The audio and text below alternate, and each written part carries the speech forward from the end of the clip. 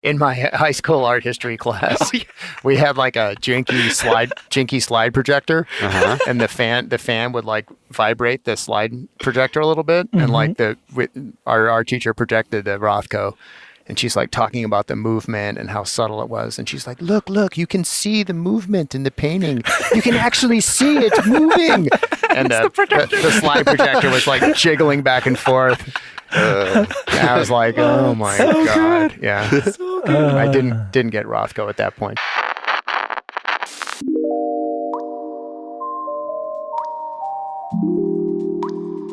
Waiting to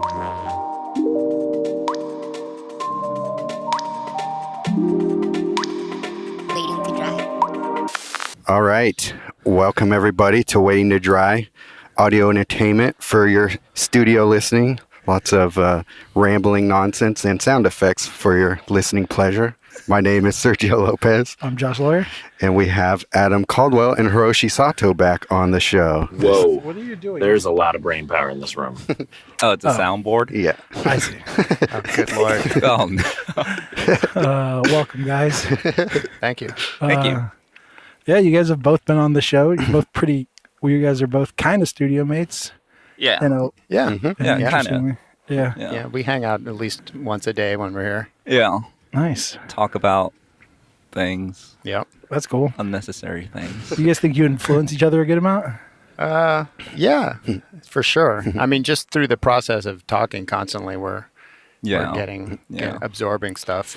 Yeah, we're exchanging a lot of like technical information a lot, actually. Oh, okay. Yeah. Observations and then observations of each other's work. Quite often, actually, I think. Yeah. Is it something you make a point of doing every day, or does it just happen that way? It's organic. Yeah. Okay. Yeah. That's cool. We've done a couple sort of principled critiques though, where we Oh, yeah. we did one where we weren't allowed to say anything nice. Oh, yeah. We had to only say negative things, Right. which is Yeah. really hard. Yeah. Really hard to do. Yeah, end up being like yo mama jokes. Your painting is so bad. Yeah. How bad is it? Yeah, that's cool. Yeah, kind of. Me and my wife, we probably have a very similar relationship in that we see each other's work every day, so we'll kind of nitpick about it. Do you guys end up having issues where something that kind of is unfinished, where they'll nitpick, and then you're like, well, that's just not there yet? That's kind of a... Yeah, but we're usually kind of aware at what stage of the process it's going on, you know, so it's not like that doesn't happen much, but... I see. And like, we're not really looking at like each piece specifically necessarily when we're talking about critiquing things. We're just talking mainly about the general aesthetics of it, or where we're each kind of going, or what we're really thinking about. Mm-hmm. Yeah. So it's not really a piece by piece thing or like a specific thing, actually. That's cool. Yeah. There'll be times when we're talking about like color, and then just generally in terms of how the color works in relation to the rectangle and whatnot. But it's not, we're not going to be like that brushstroke is the only thing that doesn't work or whatnot. Right. Even though we do look at things and be like, maybe the shape isn't working or the spacing isn't really the greatest and whatnot like that. It's occurring on multiple levels simultaneously. You guys must have big brains. Adam has a big head. You have a big neck. I know we annoy the hell out of my studio neighbors. Yeah. Yeah, we do that. I feel like we're doing that today. Hellas. Shout out to Hellas. As long as we leave a path where she can escape. Yeah. Yeah, exactly. So do you guys think of, since you guys kind of critique the direction you guys are going, is that kind of how you think of work in general? Like less of like the individual piece and more of like the overall direction as an artist, that you're kind of headed towards something? I would say, yeah. I don't know. What do you think? Yeah. Well, I think we're always working in series. Mm-hmm. Yeah. So like there's a piece, but that piece is part of a series, and the series is attempting to evolve in sort of context of what has happened before in series, Right. and what you're trying to push it into. Yeah, it's kind of like swinging from branch to branch almost, or something like that. Like you're kind of like going to, because if I think about it as a series, it's almost even like the series are kind of works that kind of are connected to the next series, but Yeah. at least for Yeah. me, they're not too far apart. So it's like, No, each piece is close, but if you keep moving, hopefully you end up in a different part of the forest eventually. You don't keep going around the tree in a circle. thank you for continuing the metaphor. That, Yeah. that worked a Of lot. course. I can even squeeze in a banana or two. If you want. I don't know if the listeners are ready. Yeah, I mean, it's especially focusing on things that didn't work in the last kind of series. Especially when we did our shows and stuff like that with each Each terrible disaster. each terrible disaster after another. And then we'll be like, why didn't it work? Right. And there are obvious reasons why, to a certain degree, and there's obviously it's subjective once again, but at the same time, it could be kind of just some things can be kind of obvious in a way, or we got caught up in our own kind of things that we thought were exciting at the time, Right. and then it doesn't actually objectively work necessarily either. Or it can also be like when you have too many ideas and then you're trying to punch in too many of those ideas into a piece. And then so the piece just becomes a little more chaotic or cluttered and unorganized. And then it's like how we, stripping it down and editing it down better. Or another way is also like, well, the idea is executed well, but it may actually not be understandable. Especially with Adam's pieces, it's got a lot of things going.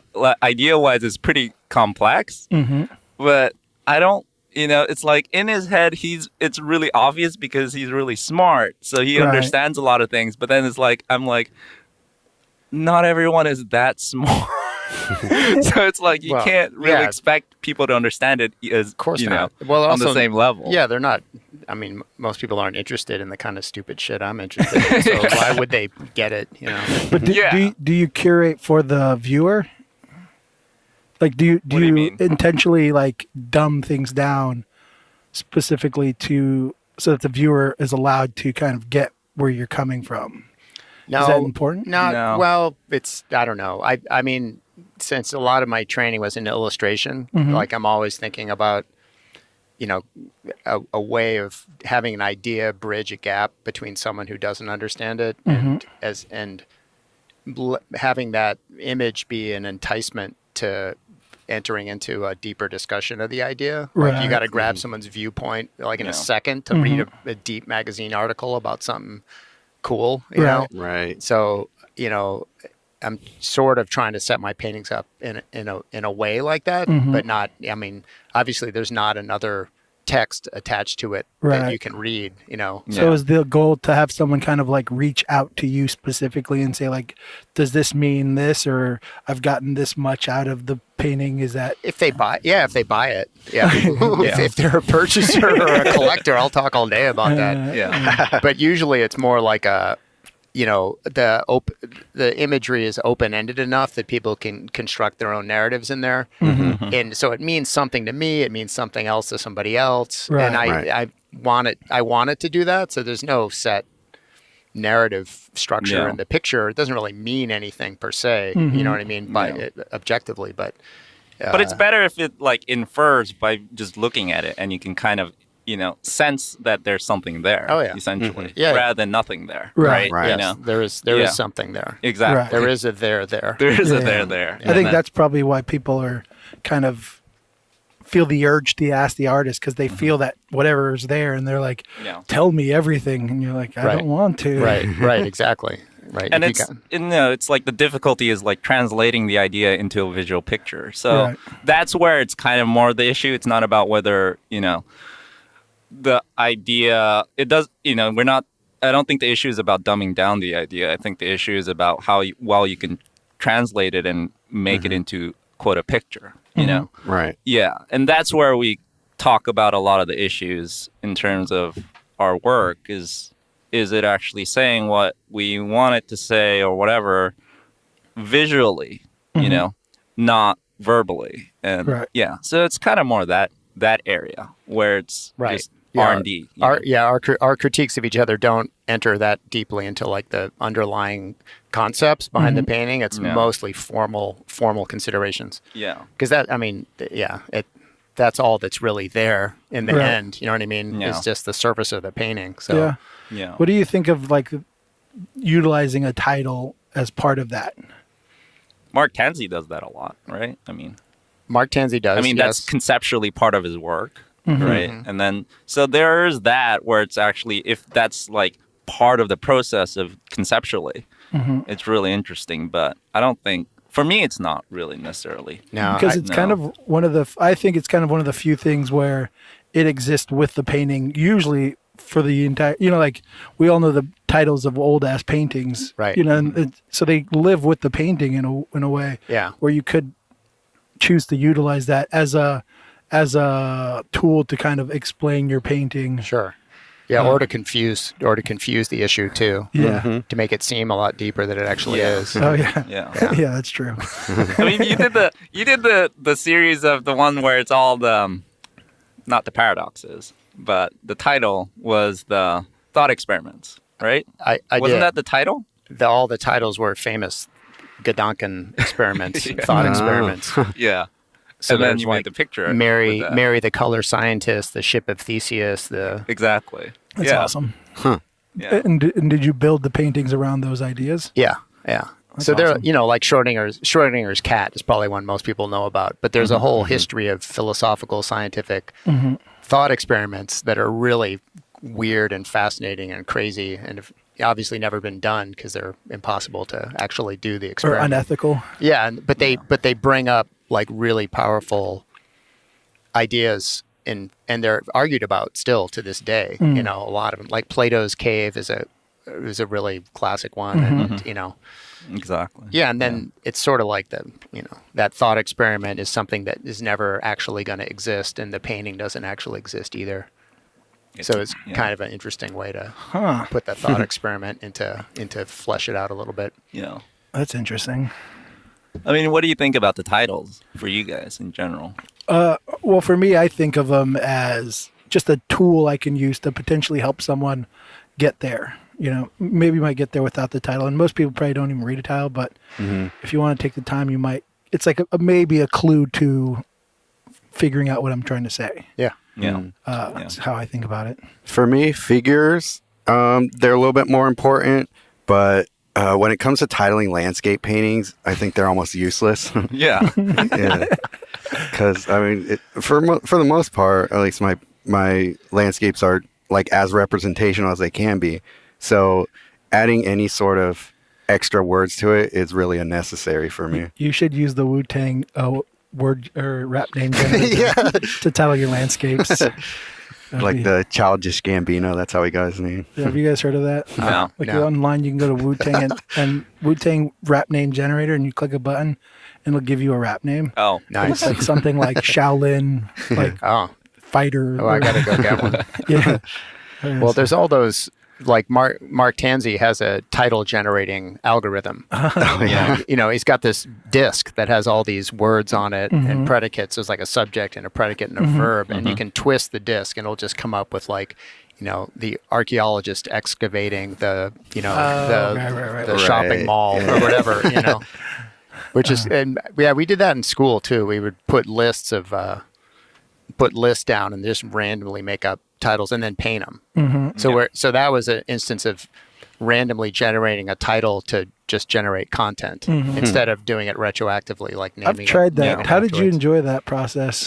It was fun. I mean, it's for an illustration class, so we were trying to figure out how to illustrate concepts. That's cool. You know, and come up with a good simple visual image for a fairly complicated subject. You know, so yeah, it was fun. yeah. I mean, it helps improvisation essentially in your mind, right? It's like improvisation versus pre-planned conception, and yeah. So it's probably a good exercise to do, and like I said, Tansey's it's conceptually part of his work. So, and it's really interesting to do, but I don't think, you know, because I'm just thinking of it purely as a visual thing, because I actually can't really remember famous paintings titles, because I'm just looking at it visually and then I'm just remembering what they look like. I can barely remember names or dates, you know? Right. Yeah. I'm the same way. Yeah. Yeah, me But we too. all know like the Mona Lisa and things like that. You know. Exactly. Or is it La Gioconda? What's the That title? too. Yeah. Yeah. I don't even exactly. remember.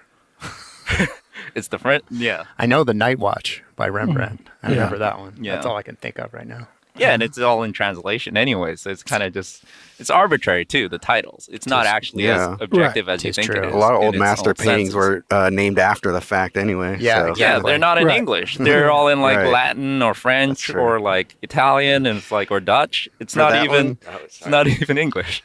You actually have to That one's sagging on you. Yeah, Oh, the actual I'll just thing, bend so. forward. Well, I did a whole. I was, reading a lot of artist statements and getting pissed off at how terrible the writing was in it. Oh, yeah. Like just reading a lot as I do of good writing. Writing about art is pretty painful a lot of times. Yeah. So I did a whole show that was all the titles were based on a hoax where this guy wrote. He was a physicist and he wrote this paper. This guy Sokol. It was a really famous hoax, and he wrote a postmodern treatise called it was like I can't remember. It's called the hermeneutics of art and something in post-industrial complex science or something. Anyways, the whole thing was just a whole bunch of postmodern gibberish tied together, and it sounded like a paper about physics. And he got it published in this big literary journal as a serious article, and then he outed them afterwards, and it caused this huge, thing about interpretation and about writing and art and all this stuff. So, anyways, I did a whole show where I made all the titles of the paintings from his article, and they're all ridiculously long and had nothing to do with the content whatsoever. Right. But then I wrote like a thing when you came into the gallery, you could either walk through the gallery and like be like, man, he thinks he's all the shit with these titles, man. Or they could read that it was all fake. You know what I mean? Also, so have it revealed later in the process when they were walking around, like, what the hell's with these titles? It's like, they're all fake. Yeah. Do you know if anybody got the joke before they read the statement that you wrote? I think, so, some of my friends, people did. Yeah, some of my friends like this is, this is obviously Bullshit. some postmodernist crap. Because when I went to school, that was when I went to school, like, we didn't really study painting. We studied criticizing paintings more than painting itself. Right. So I got a heavy dose of post-structuralist, Baudrillard and Lacan and all the French guys, and which is fun to read, but pretty difficult to take really seriously. Yeah. I mean, it can be one of those things where it's like you need both. You need that level of criticism in terms of like education as well as like the technical and formal aspects as well, right? It's like it's helpful, but when it's just one-sided in either way, it just kind of falls back in on itself essentially, right? Yes. Yeah. And then it just becomes mush. What's the most useful thing you found out of studying all that kind of criticism? Well, thinking of different ways to generate ideas for painting, Yeah. sort of thinking outside of genre painting and thinking outside of traditional ways of painting and sort of trying to use some of those ideas. I mean, the problem is that the way I paint is like totally antithetical to that mostly. Yeah. Because I mostly paint pretty realistically. You know what I mean? But so I'm, but I try to throw a lot of postmodern stuff in there. So I'm not sticking to one time period in terms of style. I'm not sticking to one thing, because the postmodernist architecture is like just taking whatever the hell period of architecture you want and slamming it all together. So it's not modern architecture. So I kind of thought the same way, where I'll just take whatever I want and shove it into a painting. Text, abstraction, graphics, totally realistic, classical painting, abstraction, all that stuff kind of colliding, Yeah, and in a lot of ways, that's like the only choice we have, because we're post everything. We're post abstraction, post modernism, post-minimalism, post-Dada, post-everything. So it's like we kind of are in that situation as artists. And so like we kind of have to acknowledge that fact and be on a meta level and then understand that we're in 2019, you know? And then so like to not know that and or like to not acknowledge that, it's kind of not in 2019 and making a painting. So it's kind of obvious if you think about it in that sense to do. Right. But that doesn't mean that in no way means that you're bound to do something postmodernist. Right. No. You're actually free to not do that. Exactly. And it still be valid. Like you can do whatever the hell you want now. Right. You know, whereas if you tried to do realism in 1950 in New York, you would have been laughed out of town. You know? Yeah, exactly. Like no one would have taken you seriously. Exactly. And then you get Bechtel and stuff, right? You know? Right. Yeah. Bechtel's the direct cause of all that stuff. Action, reaction. Exactly.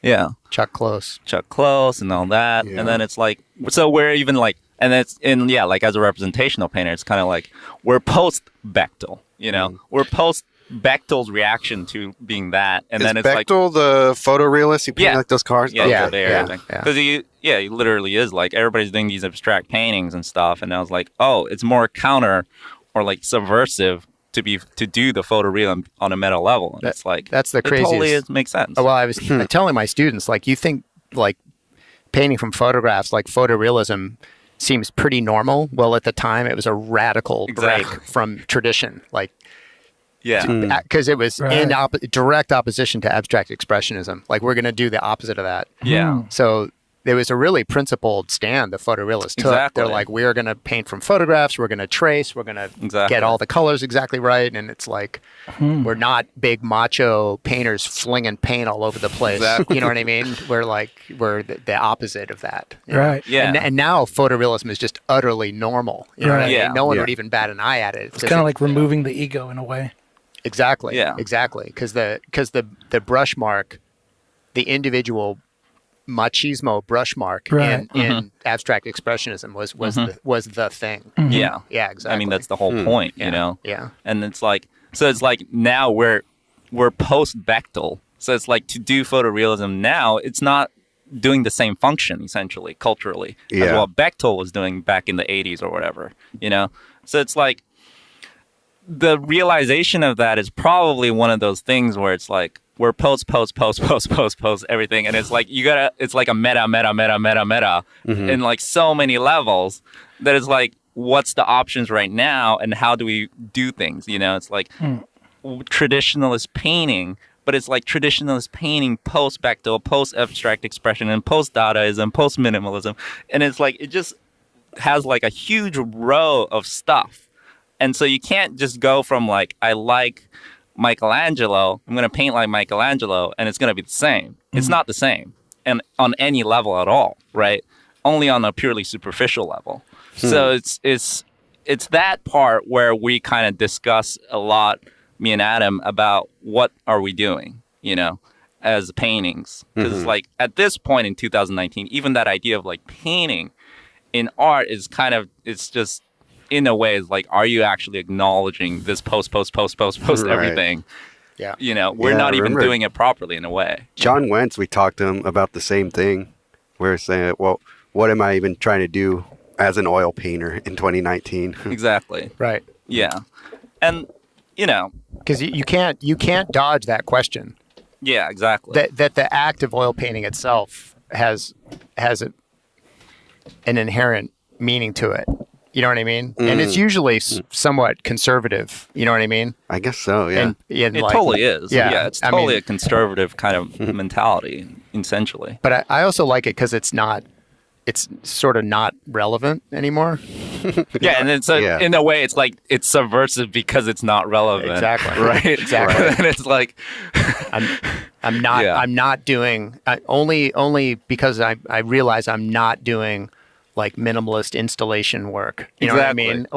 Which is the mainstream. Yeah, you exactly. know? Exactly. Yeah. We're rebels. But then, like me and Timutsu talked about it, it's like, well, but what about all those representational painters who don't realize that they're doing something meta? It's not meta if they don't know if they're doing it as a meta thing, you know? And then it's like, what are they doing? You know, the people who don't think about this part, and it's like, what are you doing? And it's like, you're just painting pretty pictures, or and it's like a huge difference. It flip-flops completely into a different context.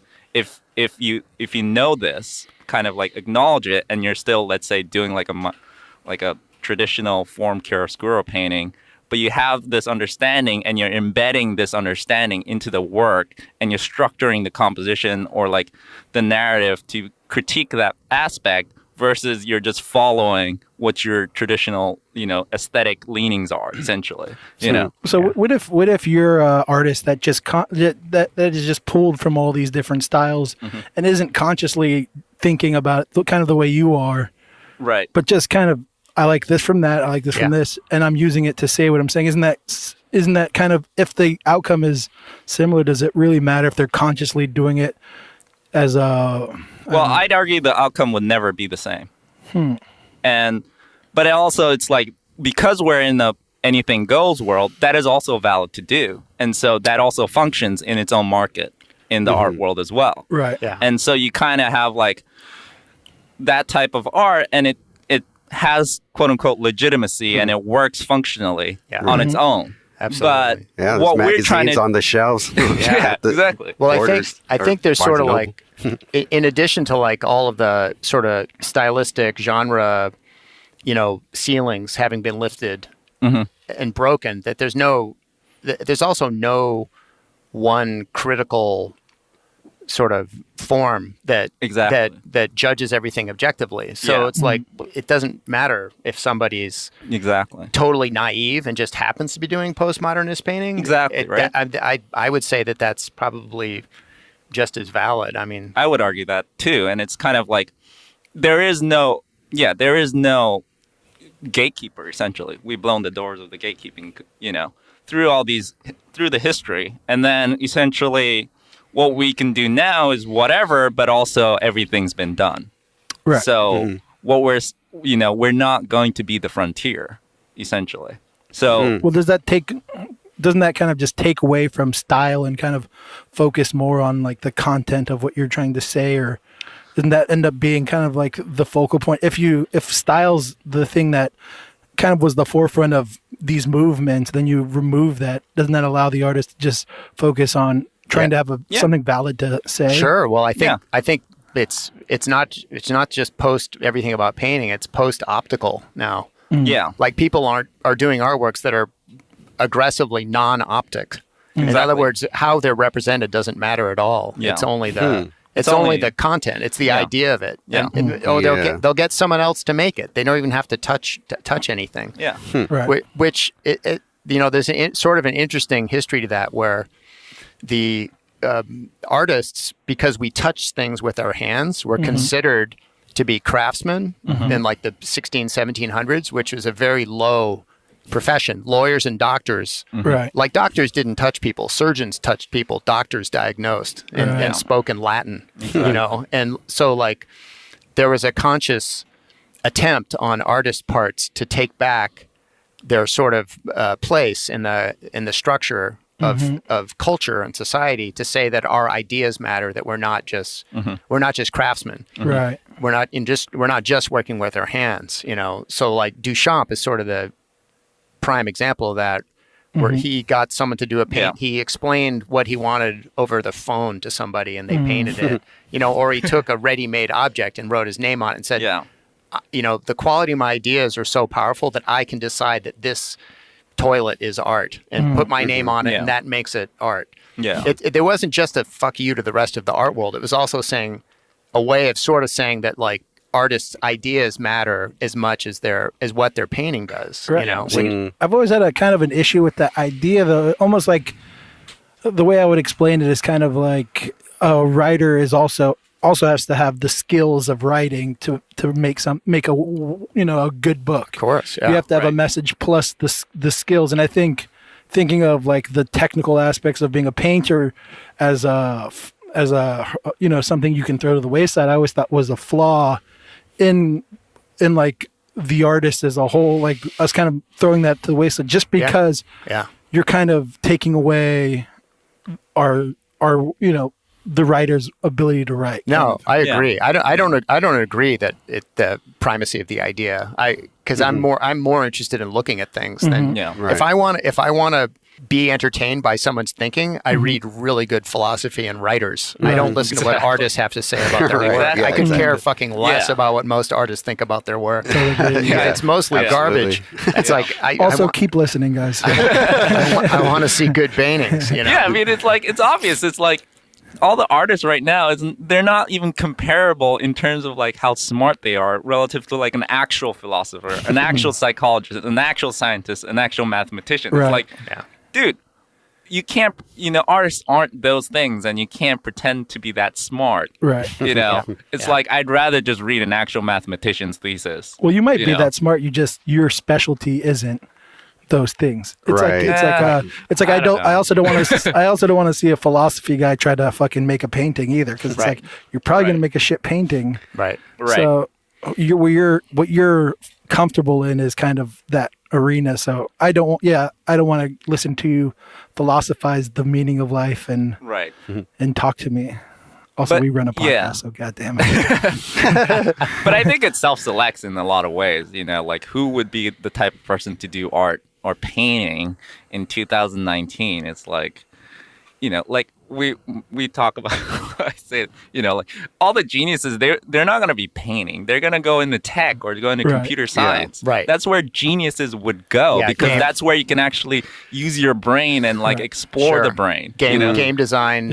Movie directing. Yeah, that's where all the Michelangelos are. Painting, but I think most art forms in general usually try to talk about the human experience. That's kind of like where they connect best.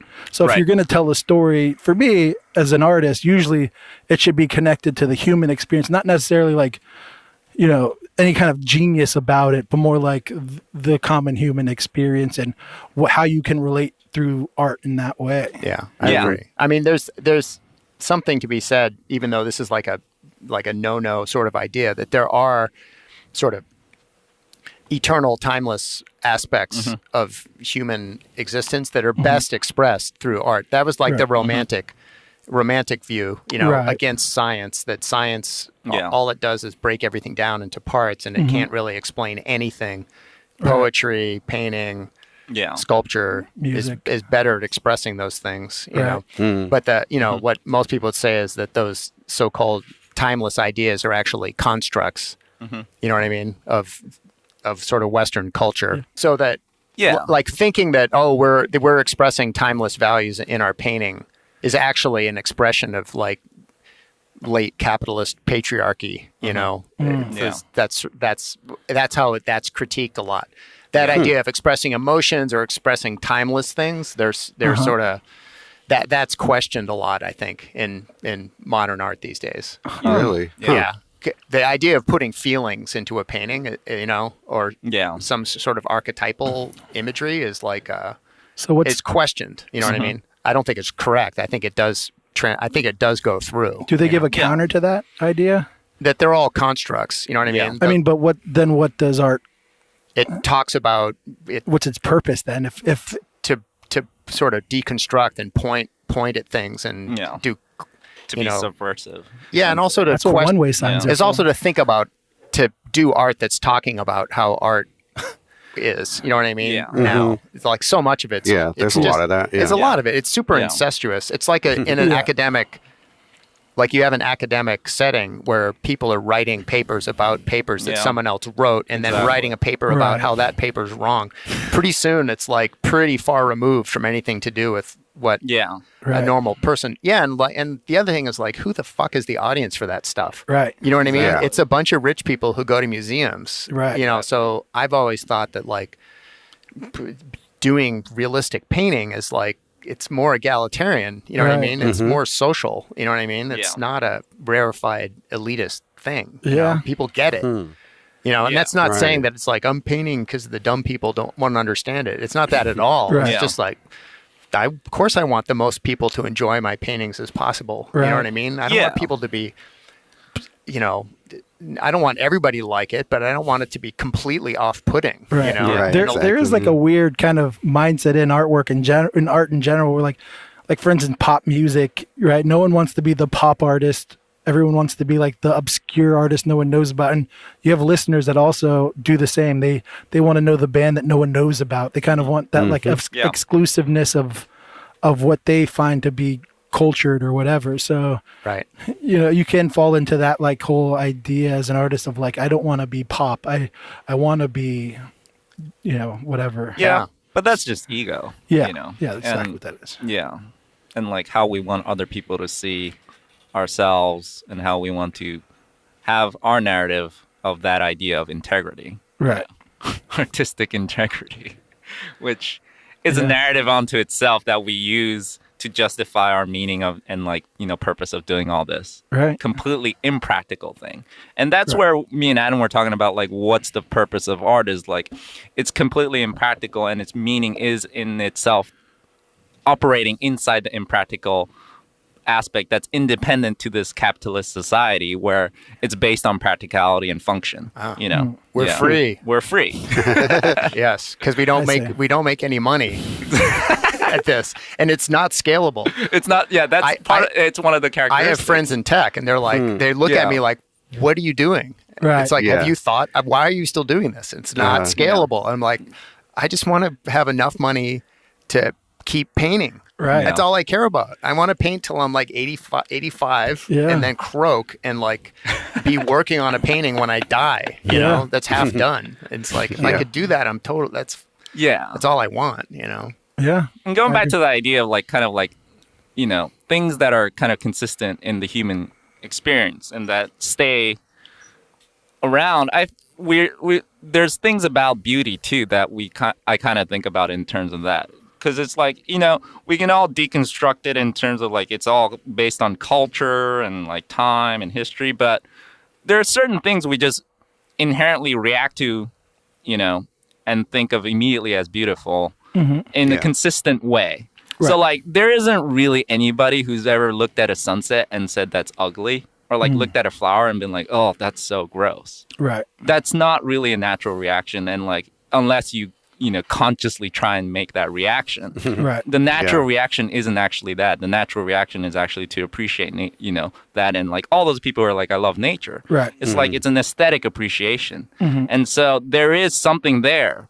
And so there is a consistency in terms of aesthetics and beauty that we actually do inherently all have, regardless of culture or time, you know? And so that part, it's probably useful to kind of dissect it and actually try and incorporate that into the artwork, and then it will probably function as beautiful in a sense. Through math. Exactly. That's what. Through math.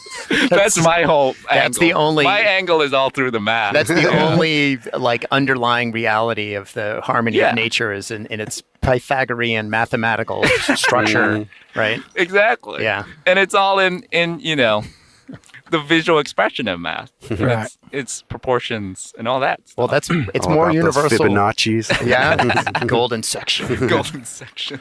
When you think about like how you were saying that you want to die painting, right? And that it's kind of like this ridiculous kind of thing we all do that if you think about it long enough, romanticized notion of or even just like why we paint is like this unnecessary thing we all do.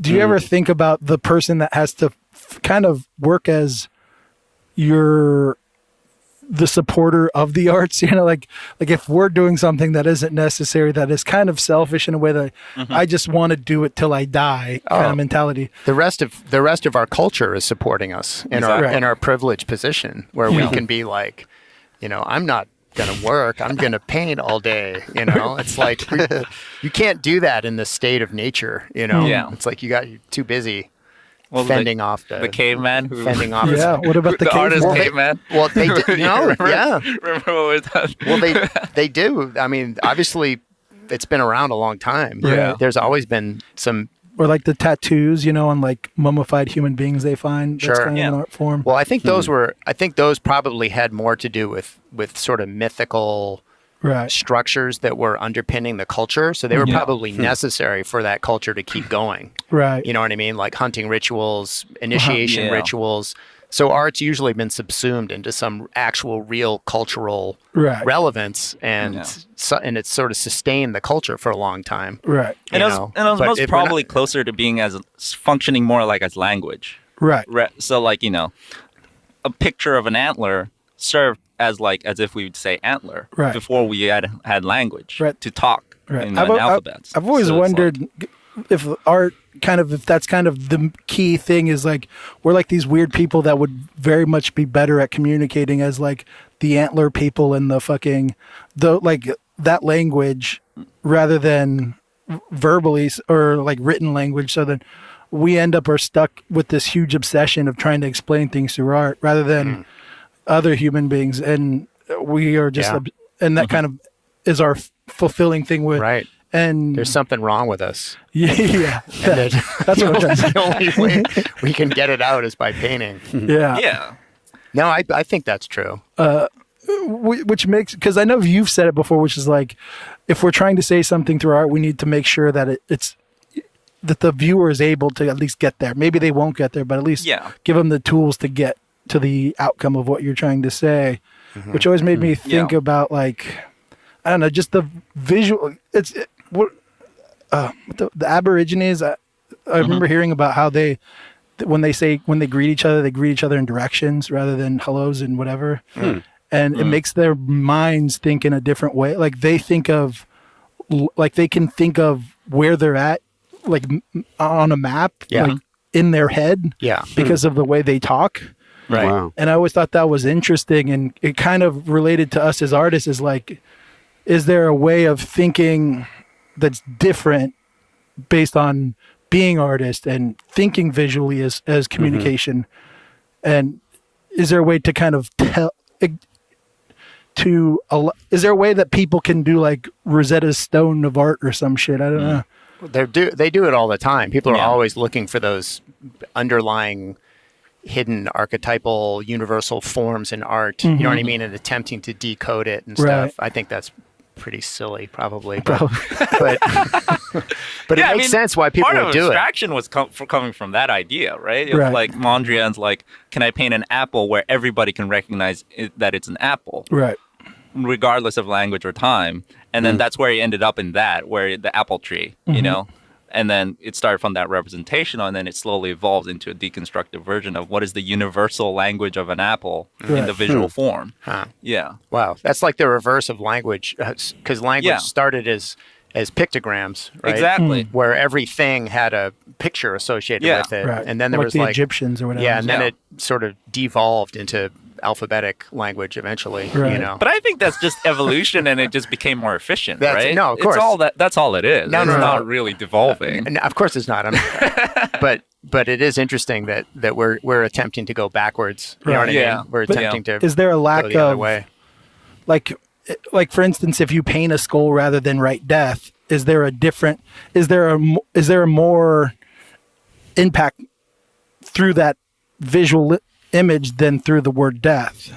Well, I think like the reason why we use language to communicate as our fundamental basis is because it is more efficient. Right. So to write death is like, more concise in a quicker way than actually putting a skull, because a skull could be a lot of different things. It could be not just death. It could be like bones. It could be, dryness. It could be decay. It could be a lot of things. And so it's really not that efficient, right? You have to actually put more things in there to infer that it is death through the skull picture. But like, whereas if you just wrote 4 words, 4 letters. Letters. But for instance, like for efficiency, like we can argue that like the Big Mac is the most efficient way to feed large populations of people, but it's not necessarily the best way of doing it. Yeah. So like you can argue that just because we have a better way of communicating doesn't necessarily, or a quicker way of communicating doesn't mean it's the best way, or it should mean that you eliminate other versions of communication. Right. Well, Right, yeah. for a long time, most of the population was illiterate. So so that's what art was functioning anyways, Yeah. especially in the church or Yeah. or Right. in terms of governments, art was used as propaganda for millennia. You know, and it was obviously hey, I killed the other, they killed the other tribe. Here's the statue of me cutting the other chief's head off. Right. Okay, fear me. Yeah. Yeah. Stained glass windows, all that stuff was, teaching, ways of teaching and keeping. Right. Yeah. And in that question, the only thing is that you just kind of have to define what better means to a better or more concise extent to actually get to the root of that idea, right? It's not really about whether that or this. It's Right. more about what are you defining as better Right, or right. efficient, So it's more of that issue rather than is pictures or words issue, necessarily. Yeah. And it's still here. We're still using pictures. We're still, online we're using it to a huge degree too, Right. to communicate. So it's all in sync. Words and pictures are in sync. Yeah. Yeah. And then you have like movies, and then that's like the one thing that depresses me probably more than anything is the fact that movies is such a good medium to explain something because it takes all these things and just jumbles them up into some great thing, and then you're like, Yeah. Yeah. you're like, God damn it. Yeah. I think they won. Yeah. Movies win for sure. Oh yeah, Absolutely. totally. Well, Hegel's idea of aesthetics was like, the top art, the best art is essentially plays, which is like movies. He had like a hierarchy of which art conveys beauty the most, and really? the top was plays. Yeah. And that's why it's kind of consistent. Well, Yeah, why- opera was considered the highest form. Was it opera? Yeah, opera. because opera involved art, making the sets, Right. Yeah. music, dance, Yeah, it had singing, everything essentially. narrative, all that stuff. Yeah, Yeah. and they actually thought that was like a rebirth of the Greek Greek drama forms. Yeah, They that's thought what he those was were- talking about. The Greek drama form was like the highest version. Yeah, and 'Cause, that was essentially opera, Yeah. basically, without all the horns and the pigtails and the screeching. So does that mean musicals are the best movies? Musicals are the Don't be highest art ridiculous. form I know. known to man. Kill me now. But I feel like he's proved his point because like movies is the biggest thing right now. Yeah. It's the most consistent. Everybody consumes that art. That art is the one. Yep, right for now. sure. Yeah. Yeah. Yeah. It's offensive. It's interesting how digital media these days is changing and structuring people's perception of painting. You know what I mean? Yeah. Because like I remember seeing in my art history books in school, seeing paintings, in these little tiny photographs, you know what I mean, and being really well acquainted with them, and then throughout my life being exposed to them, their actuality is such a different experience, Yeah. And now it's like all that stuff's being brought to you, and somehow scale can't be transmitted digitally. Oh, no. Yeah. It can't be. You Yeah. know? I don't know if that's good or bad, but I'm sure there's a lot of people who are painting paintings that look really good in a square format on Instagram at that size. Yeah. You know what I mean? And then that's their primary consideration for the aesthetics of the painting. you For know? sure. I always talk about the scale is like one of the most important things in a painting. Like that's one of the key elements, and that's one of the key elements that other mediums can't take over. Essentially, like digital, how the picture looks can be, you can do it in a computer. You can make computer-generated objects. You can do a lot of things that can be replaced. But scale is one of the only factors that won't transfer over to the digital realm. So because like with the screen thing, it's like we're all actually looking at every image in the same scale. So we all have a set standard of phone screens, right? So we're all looking at it at a set standard size on the screen. Whereas with scale, that's the only one that we can do whatever we want in a painting because it's a physical object. And it's so obvious when you look at a big painting versus a small painting, it's not the same effect. Even if you did the same picture, there is no way that it's the same effect. Yeah. So that's the one, it's like, what does painting still have, quote unquote? it's scale more than anything. Yeah. Yeah. All the other elements you can do it in other things better, but scale is the only one that you can't replace. Did either of you see the Monet show? The late years? Yeah. Talk about scale with that. Exactly. The giant paintings, like a giant room full of these giant paintings. Exactly. There's no reproducing that any other way. No. Right. Yeah. It's powerful. Yeah, and you're not seeing it the same way at all because it's a relational thing between your scale relative to this painting scale, and then you're like moving in space where the petal or whatever the brushstroke is like changing as you're moving towards its distance as you're looking at it too, right? Yeah. And then the optical mixing of the color changes, and all those things is like on a screen. You're predetermined because you're at a set scale. Right. Yeah. So you're not going to see it differently. You're only going to see it the same way.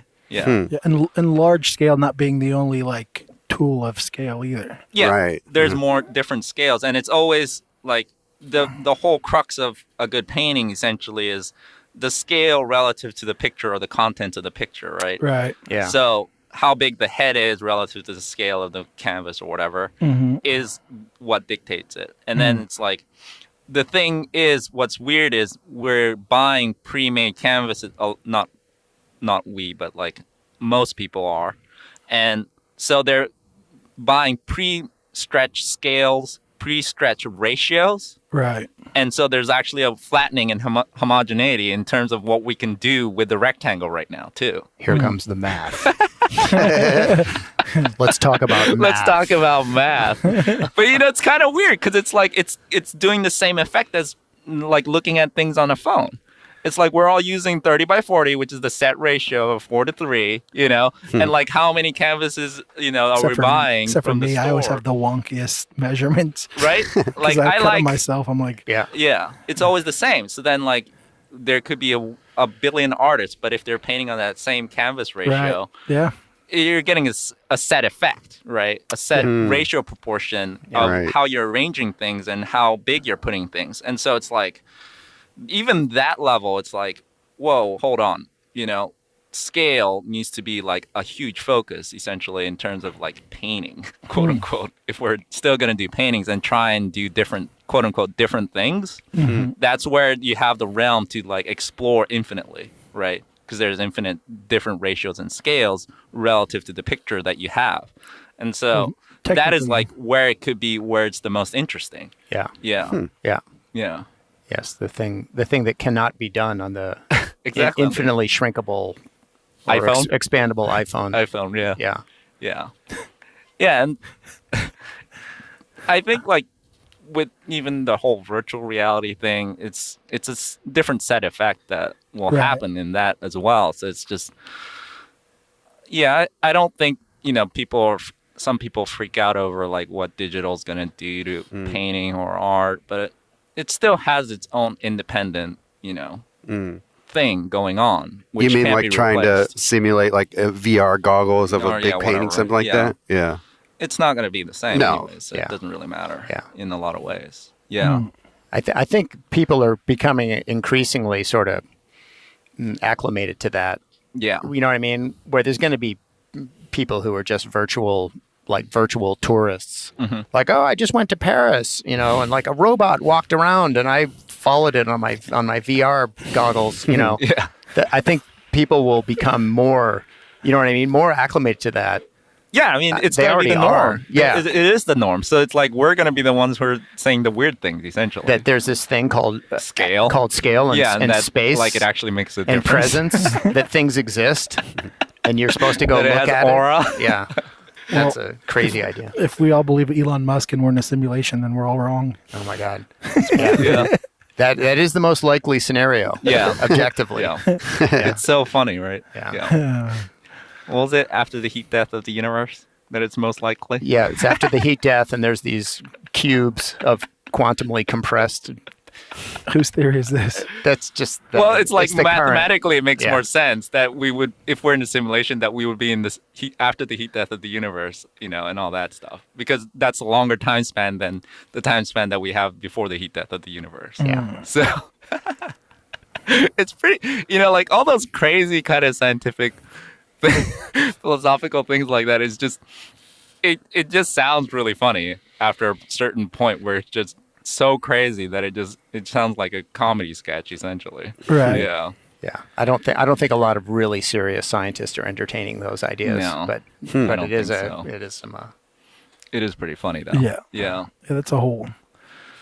Yes, I remember someone saying that scientists or whatever, like the real true artists, modern day artists nowadays, because they're the ones coming up with original ideas, which was always There's a great degree of art in science, I think. Yeah. I think there is. I think in the sort of inspiration and connecting ideas that are not immediately obvious, you know. Yeah. I don't think the creative process is that different in science than it is in Yeah, and in that's art. like It's just got some you know, checks and balances that art doesn't have. right. yeah, that's my critique of like artists who bank or like crutch on the idea of creativity. It's like they're defining a very set type of idea of what creativity is, you know, to justify that they're artists and that they're doing things other people aren't doing. When it's like scientists and mathematicians, they're thinking creatively actually. But it's a bigger, wider net of what the definition of creativity is, and it's like because a scientist at the forefront of their field, they're coming up with things that haven't been conceived of yet. Right. Which the only way you can conceive of something like that is to be creative, Right. Or solve the problem of that hurdle or the roadblock. You can only go creative. You can't fall back in what's been done before, Right. or like do predetermined things. You have to think of new things, Right. and that's involves a degree of creativity. You know, Right. Sure. And Yeah. visualization, like yeah, some of those, visualization. the ability of scientists to visualize complex things. Yeah, It's crazy. Like Richard Feynman, who's like Yeah. the greatest crazy scientist of all. People would explain a really complicated, like new theory to him, and he would see it in his head as a series of shapes that had textures and various ways of fitting them together. So they'd start saying something about math, and he'd see like a fuzzy ball with like a rod coming off of it. And then that rod would connect to like this other rotating thing that had other connections to some other structures. And then he would be able to like give them the answer like to a complex problem in an instant almost. Wow. And they would be like, how could you possibly have calculated that? There's no way you could have calculated that. And he's like, I didn't calculate it. He just visualized it with these three-dimensional shapes and was able to creatively see that doesn't connect over there. That can't possibly work, you know. So a lot of scientists have like that I mean, he's a freak. He's like a special Right. case, but yeah. I kind of remember. You guys ever see that thing with it was like a video game or some people use where they build random shit? I don't do video games much. Well, there's many. Well, like Minecraft? That's the one. Yeah. Okay. I think that's the one. And then and they like that's like like you can like there's communities or whatever. Yeah. Right? And they I remember someone like threw out the idea of like, you guys think you can solve this like unsolvable scientific problem? Oh, yeah. And the Yeah. community all like did it within like a very short amount of time. Right. But it's all like visual that That's they it. solved it. And yeah, I'm like, Wow. that's very similar to what Feynman was doing. Yeah, exactly. uh, Yeah, it's so crazy, like what the digital stuff they're doing now. It's if you want to see like what creativity or like what's the forefront of art, it's all in that digital computer realm. Like the stuff they do, it's not even like the artist anymore. It's even like in the realm of like crowdsourcing or like crowd Right. participation and like Or the stuff. artificial intelligence. Yeah, Yeah. it's like Did you see those dinosaur flower drawings, paintings? This is like it was the closest thing I've seen to actual creativity on the part of an algorithm. It was pretty close. And it wasn't. It was not real creativity, so-called. you mean like AI? Yeah, well, but it was, Yeah. it was. I mean, and- technically, it's not great. yeah, so it was machine learning, Okay. and they just Yeah. fed it thousands and thousands and millions of images of Victorian flower paintings, you know, of floral stuff, and then they gave it pictures of dinosaurs, and it made floral dinosaurs up like instantly, and they were brilliant. They were so good. It was like, oh my god, that looks so amazing. Let's check this out. Yeah. Check it out. Yeah, and it wasn't the machine's not being creative. You know what I Right. mean? It's Yeah. just it's just really big numbers and machine learning and data crunching. But I was like, whoa, that looks really.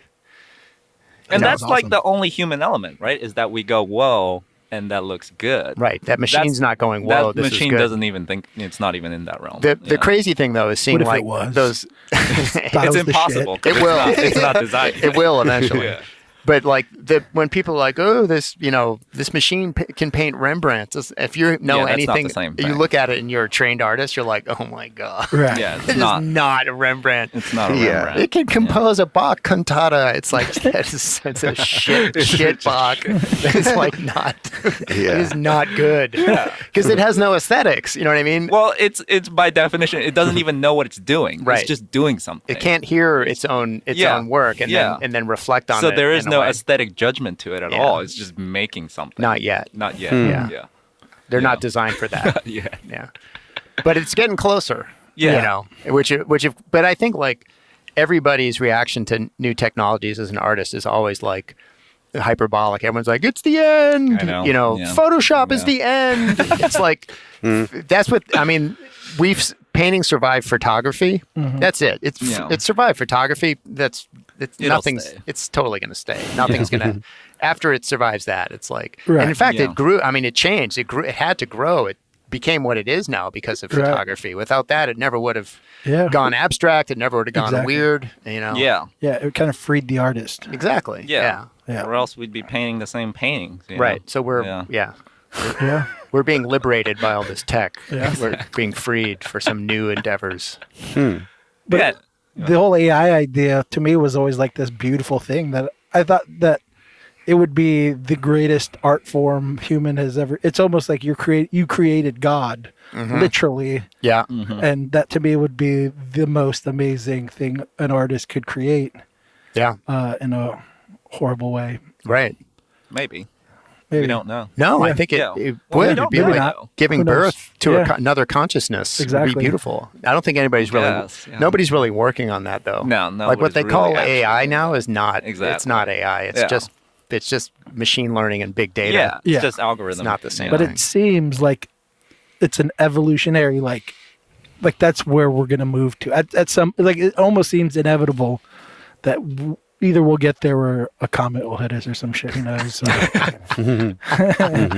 Well, it just depends on the limits of physics, essentially. You know, if we can't possibly make a computer that it has the capacity to hold, artificial intelligence, then we'll never actually be able to make one because of the limits of physics. Do you think that I mean, as far as like consciousness, do you think having the internet and us as artists being able to because you were saying earlier that what the fuck is it, the like the end of like certain art movements is gone, but I always think that the interesting thing with living right now is that because of the internet and the this huge collaboration of artists just kind of sharing work nonstop, that you see this kind of, I don't know, something, I think it's kind of special. There's huge growth of a ton of amazing artists, and it ends up being more about just the overall, rather than it just pulls away the ego and just makes everyone just kind of one big art creator thing. I can see that the internet itself is just a big art project. Yeah. Yeah. Like a big conceptual art Yeah. piece. And we kind of all are just nonchalantly being a part of it without any, knowledge or thought of being a part of it. Kind of, Sure. It just Yeah. kind of is moving us all in certain directions. Absolutely. I mean, there's a way of looking at all of the writing that's ever been done as being sort of the product of one great mind. Right. That it's all seamlessly part of one gigantic production. Right. Yeah. That's true, but But I feel like it's more about I need money. our aesthetics change, but I gotta get paid. go back. Yeah, I guess we could go back to the money thing. But yeah, with the internet, I just feel like we're just homogenizing our aesthetics into we're coming to, it's essentially like a consensus of aesthetics because we all see all of it at once in all in one place. So I don't know if like it's not the artist, it's more it changes the viewer rather than the artist. What do you mean by that? Because like we get to see, like primitive, like African art, Japanese art, Asian, Western art, all these aesthetics, and then they just got compacted, like all put into that one place, and you can see it and you can know it.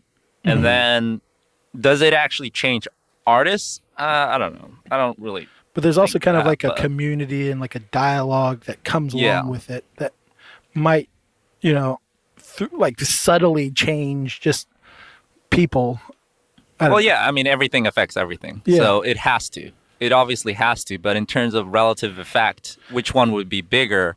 I would say the viewer's aesthetics, is a bigger effect rather than the artists, affecting each other, I would say. Well, I think in terms of like spreading out the skill, I think that the internet is definitely like effective. You know what I mean?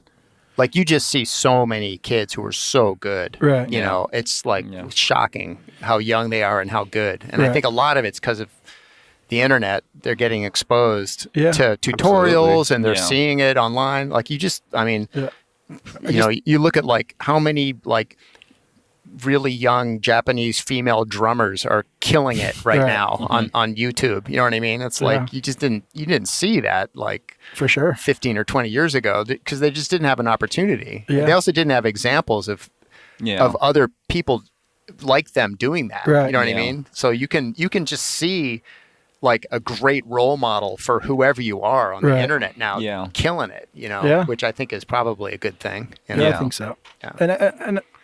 And God, I just lost my fucking train of thought. All right, well, that was good. Yeah. I just think because the viewer, artists are also the viewer. The thing is like before the internet, to be influenced by art, you would have to go find a book in a bookstore or library, and then you might listen to it like you used to listen to like albums where you would just put it on repeat. So you would just look and you would have one influence. But now you kind of have this just always influencing you thing that can, just really, I don't know, do its effect, especially if you're young and coming up. You just have so much you can take in, especially quality stuff. Rather than a bookstore. Right. But I think the medium itself like belies that fact in a way. I think the medium like makes people skim everything. Yeah. Right. They don't sit down and listen to an album for a month. They don't look at the same art book for 2 years and like become totally immersed in one artist. Right. Yeah. So I think that's the negative consequence, It's just this constant flickering surface of imagery with no depth whatsoever. You get this kind of superficial understanding of a lot of things now, and it's like they're not really saying anything, but they think they are, kind of thing, and all that stuff. But even even with the internet and we're being exposed, it's still like there's an occurrence being made where we're seeing something, but we're also not seeing something, right? Even if you have the internet and you're Googling something, you can't Google everything on the internet ever. And see all the images ever in your entire lifetime. Right. So we are still self-selecting to a certain degree. And we're also, with the algorithms, we're being selected with what we see too. Right. So it's like, I don't actually know if it's necessarily diverse since the algorithms, the instinct is to go look for what we want to see. Right. So it could it's shown that it just makes feedback loops. Right. Yeah. Right. And absolutely. so that's what you get with Facebook and Twitter and all that radicalization is just. So I think it's actually kind of similar, and even in like what people are seeing in terms of art online, they're just finding more versions of what they like rather than more diversity necessarily too. So I don't actually know if there is actually that much of a significant effect going on. It might actually be a reverse effect where we're actually becoming more isolated into our own aesthetics. even more than before, Whereas the thing about the libraries and stuff is like you're walking around and you're looking at books and you're like, oh, that book cover looks kind of interesting. Right. That you couldn't have predicted before, and you picked it up and you saw something that you could have never thought that you would pick up, right? Right. But whereas on the internet, you're typing in what you want to look for already. So you already selected so much and you've already preconceived so much that it's like, which one is actually more random? Which one is actually more diverse, right? If you think about it that way. Yeah, maybe that's what makes seeing art in person that much more important, because that seems to be the only way anymore to truly see art that you may not have curated for yourself, is going to a museum or art show. Yep. Yeah. That's it. Yeah, we got to re-engage with the beat space.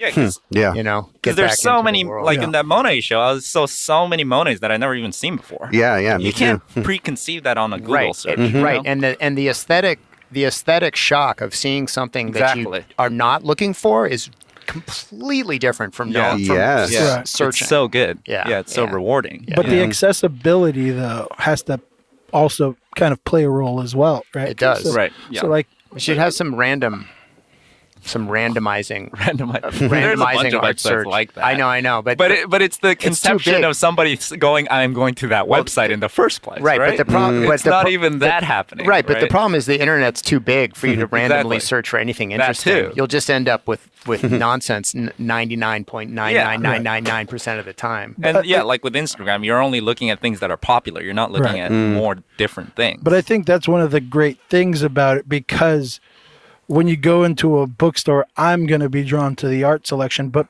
because art is such a visual thing and Instagram is a visual thing, it ends up allowing the artist to become less than just the art section of the bookstore for just the artist. It becomes a thing where people stumble upon it, I think, and it almost makes the artist look more of like, not necessarily a rock star, but more glorified than just the fucking person in the studio painting away and kind of secluded, and no one.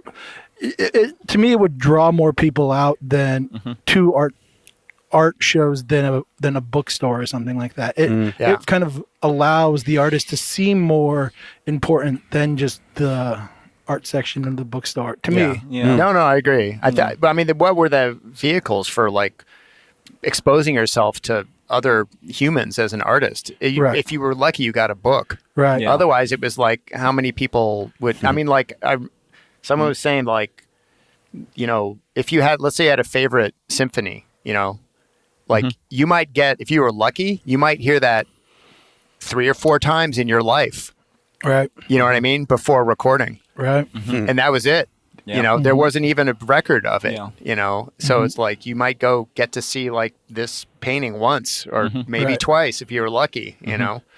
I don't know if that it makes it like more special because that you this is it. This is the only time you're ever going to see it, and it becomes more special. Right. Or if it's just different. You know what I mean? Yeah. I don't think it's better. It's not better it has or nothing worse. to do with any of that. It's just part. what is. And Yeah. another thing is, at least for me, it acts as like a thing to kind of be a bit of a motivator for me. If I'm kind of in a stagnant place, it'll act as like, get off your ass, see all these people doing amazing things, just start working kind of thing. And I just heard it, I think yesterday, about how like Beethoven, all those like amazing musicians and artists, proficiency was kind of the determining factor for them, is that they worked so much that a lot of it was shit, but the ones that hit were amazing. Yeah, And I've heard something similar to that. Yeah. if Instagram plays as like a fire under your ass, then it seems like it would be Right. No, In some way. Mozart had a 60% hit ratio. Wow. Was it? 60% of what he did That's amazing. was spot on. But that means 40% of what he did was shit. Right. Yeah. But he's like a super genius. Right. You know what I mean? So our hit miss ratio is probably like 5. 20-80, maybe 15, I 7, like 28. good. I just like those numbers. 90-10. Yeah, it's probably closer to that. Something like that. So, man, you got to get in the studio and just produce. You Yeah. know, Yeah. is the key. But I mean, like that getting motivation, I mean, it's predicated on your like your idea of why you're doing art, right? Like, are you doing it for approval, or like, are you doing it relative to other people, or are you doing it like as a crazy person who's going into a completely different, just doing the art to its furthest thing, independent to the rest of the world kind of thing, right? They're different kind of temperaments. So I think it's dependent on that kind of temperament, I think, what kind of effect that has. Right. For you, that's your temperament. So it works that way. But like for me, I barely look at Instagram. I look at it and then I just kind of go ahead, say it. I feel nothing. And then I just like, maybe just for messaging and then doing the obligatory posts. But that's about it. I barely look at the posts of other people, actually. That's why I don't like anybody's. I like barely ever press like or anything, Okay. And it doesn't have any effect in that sense. Like I need to do something or don't, or like, it doesn't really serve a function to me that much. I get extremely, I'll just be honest, I get extremely jealous and upset at other people's success on Instagram. Oh, when they say the sold out show? Oh, no. It's just, I'm so happy about my sold out show. I got 10,000 likes. I'm always like, God damn it. Yeah. That's my natural reaction. And then I want to like do a painting that gets that same reaction. Yeah, it's awful. Yeah. I mean, but I think that's, it's been shown that, the real geniuses of marketing are like, I mean, that's in the design of that thing. It's like Las Vegas. You know what I mean? You're given just enough. There's enough uncertainty about your posts, and there's enough reward for posting that it keeps you doing it over and over again, and then they've got your attention, and they got the advertising, and it's all good. Right. Yeah. The whole point is you're supposed to feel bad, so then that you do keep looking and you do keep participating. Yeah. We need a non-algorithmed, like socially.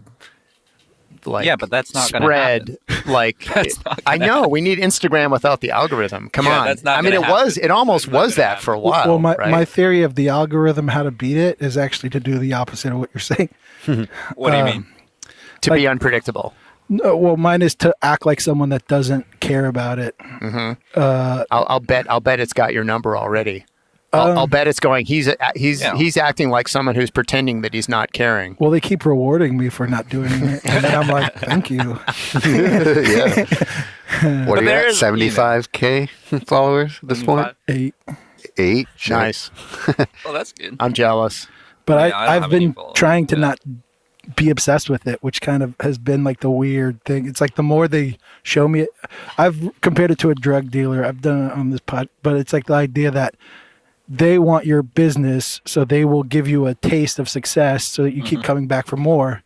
But if you are a druggie coming clean, then they are like, don't go away from us. Come back. We want your money. Oh, here's some free stuff. Yeah, here's some free followers. I mean, you got like people who are super professors of like human psychology and human, all those things who've worked on this, who've studied with this, and like, you're not going to beat those people. Those guys must be in terms of what they've embedded into that thing. It's like the way they know how to manipulate people online is like, it's so much more sophisticated than what you could possibly think, and that you can't be immune to it. It actually works. Even if you think it doesn't work for you, that's just a confirmation bias, and it's actually working on you anyways, No, I think it's working. I'm just aware of it, and I'm just using it to my advantage. I'm like, I think they're trying to reward me, so I keep using it. Right. So I'm just going to take advantage of it. That's good. That's smart. Rather than obsess about it too much. Maybe.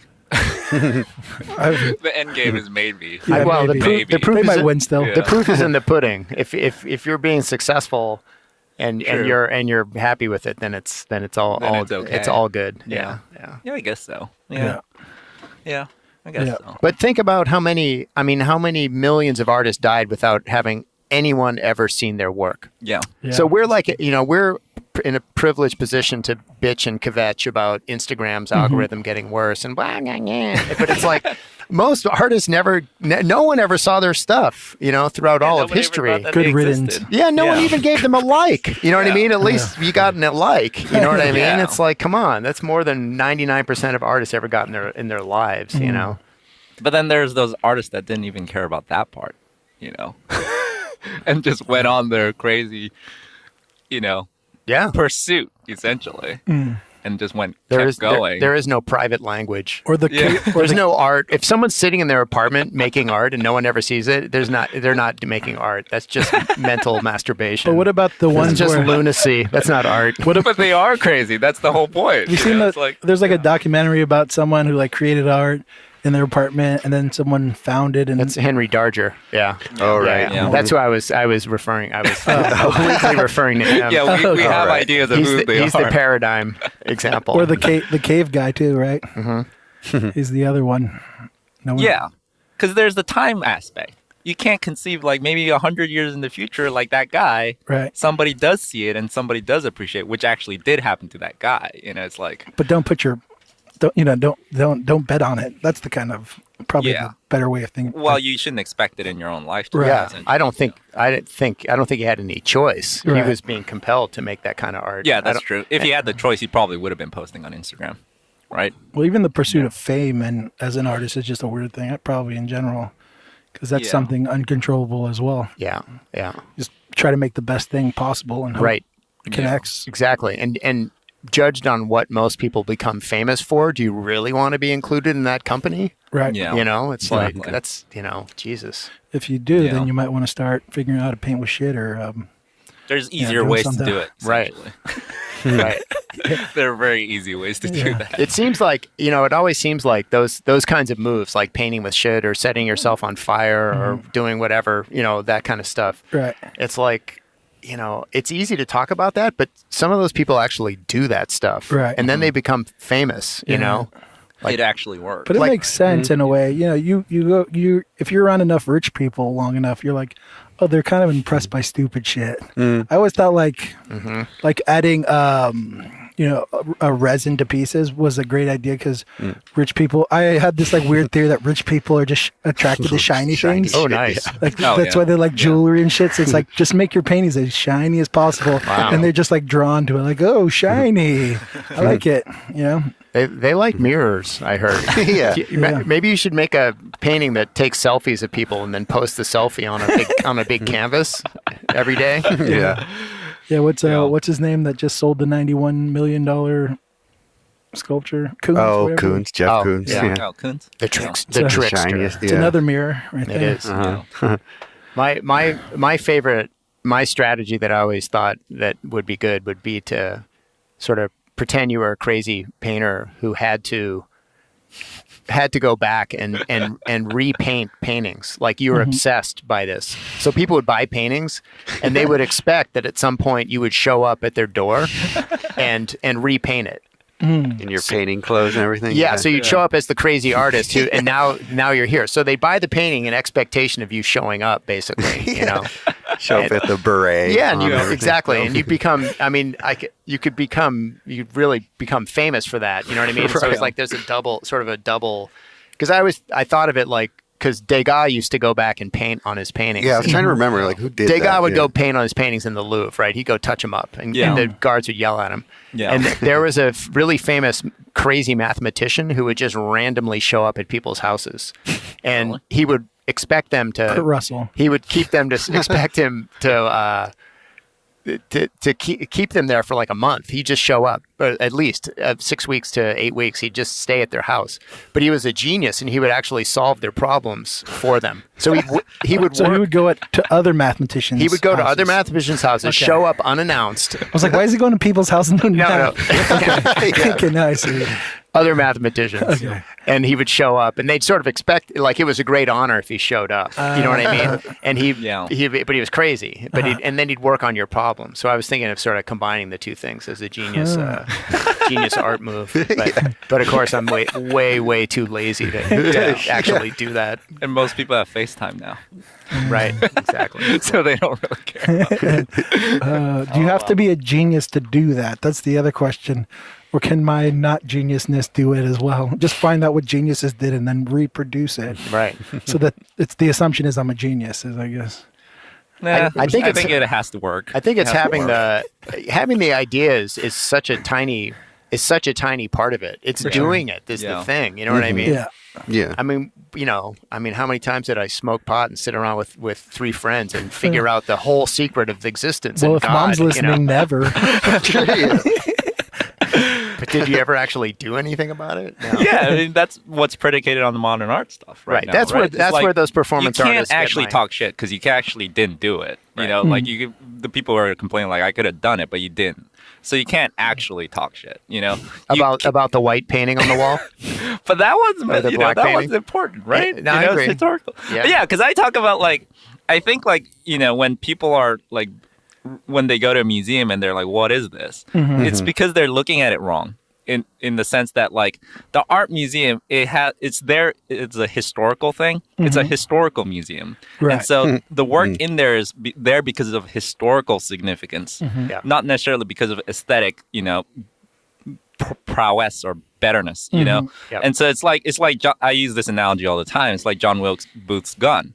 It's not the best gun that was ever made, or it wasn't even necessarily a good gun, but it's a super important gun that belongs in a museum, right? And it's practically priceless because it's John Wilkes Booth's gun. Right. And it's because of that historical background that work has meaning, right? I mean, the gun. Right. And, so if you became a really proficient gunsmith and remade his gun exactly how he had made it, it still would not have shot Lincoln in the head. Exactly. And so it doesn't have any value. So therefore you can't judge a completely black painting from your saying I could make a black painting. Exactly. Yeah, well you didn't in the 1950s and you weren't Ad Reinhardt, Exactly. And so there's a blank canvas. Yeah, I get it, like anybody blah blah blah, but it was the first conception of the ultimate form of minimalism was because of the blank.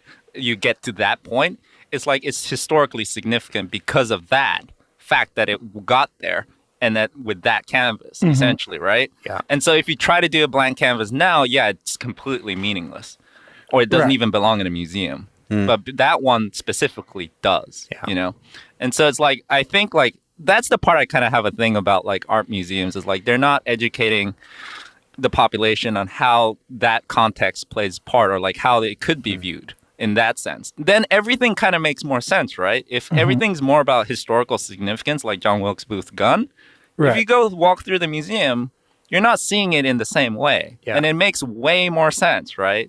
Yeah. Rather than Pollock painting, it will make way more sense rather than being what is the splatter stuff supposed to be about aesthetic beauty or whatever. But I think the issue with that would maybe to play devil's advocate a bit is that the gun plays historical significance to the direction of this country and all that. The thing with art is we assume that it's important, but it's not. It's almost important to a small number of human beings. It's not I mean, maybe you can make the argument that they play the roles that they do, maybe it played as a propaganda tool or something to traditional art or some shit like that. But it's harder to accept that rather than holy shit, that gun killed the president. You know what I mean? That's it. I think there's more to the layman. There's going to be more significance to that, no matter what. Yeah, that's right. Yeah. No, of course, but that's because there's a whole historical discourse surrounding it. Right. Exactly. And to enter into a museum the same way, you almost have to understand the history of art to understand why that's in there. Exactly. So, I mean, but that's and even if you explain it, the person still might be well, that gun's still way more important than that. Of course painting. it is. Yeah. Well, we're not making a comparison between the gun and the artwork. We're yeah. making a comparison between how the viewer sees a gun and how the viewer sees a canvas in the museum. Because they should be seen in actually a more parallel way. Right. Because we're viewing the art's importance based on the originality, kind of, is what it sounds like, right? No, historical significance versus originality aren't necessarily it's sort of the same thing. important. Yeah. Whether it like a white painting, a blank canvas, it closed off an entire avenue of exploration. It ended a whole movement. There was no further that minimalism can go than a blank. You can't go more minimalism canvas than a blank canvas. So that's like way too white for me, homeboy. it's like the end. It's like the end of a river. You know what I mean? Yeah. Right. It doesn't mean anything, but your explorers went there and then they stopped. You know what I mean? And then they came back, and that was the end of the exploration. You know? Your great description of what it's a graveyard of explorers.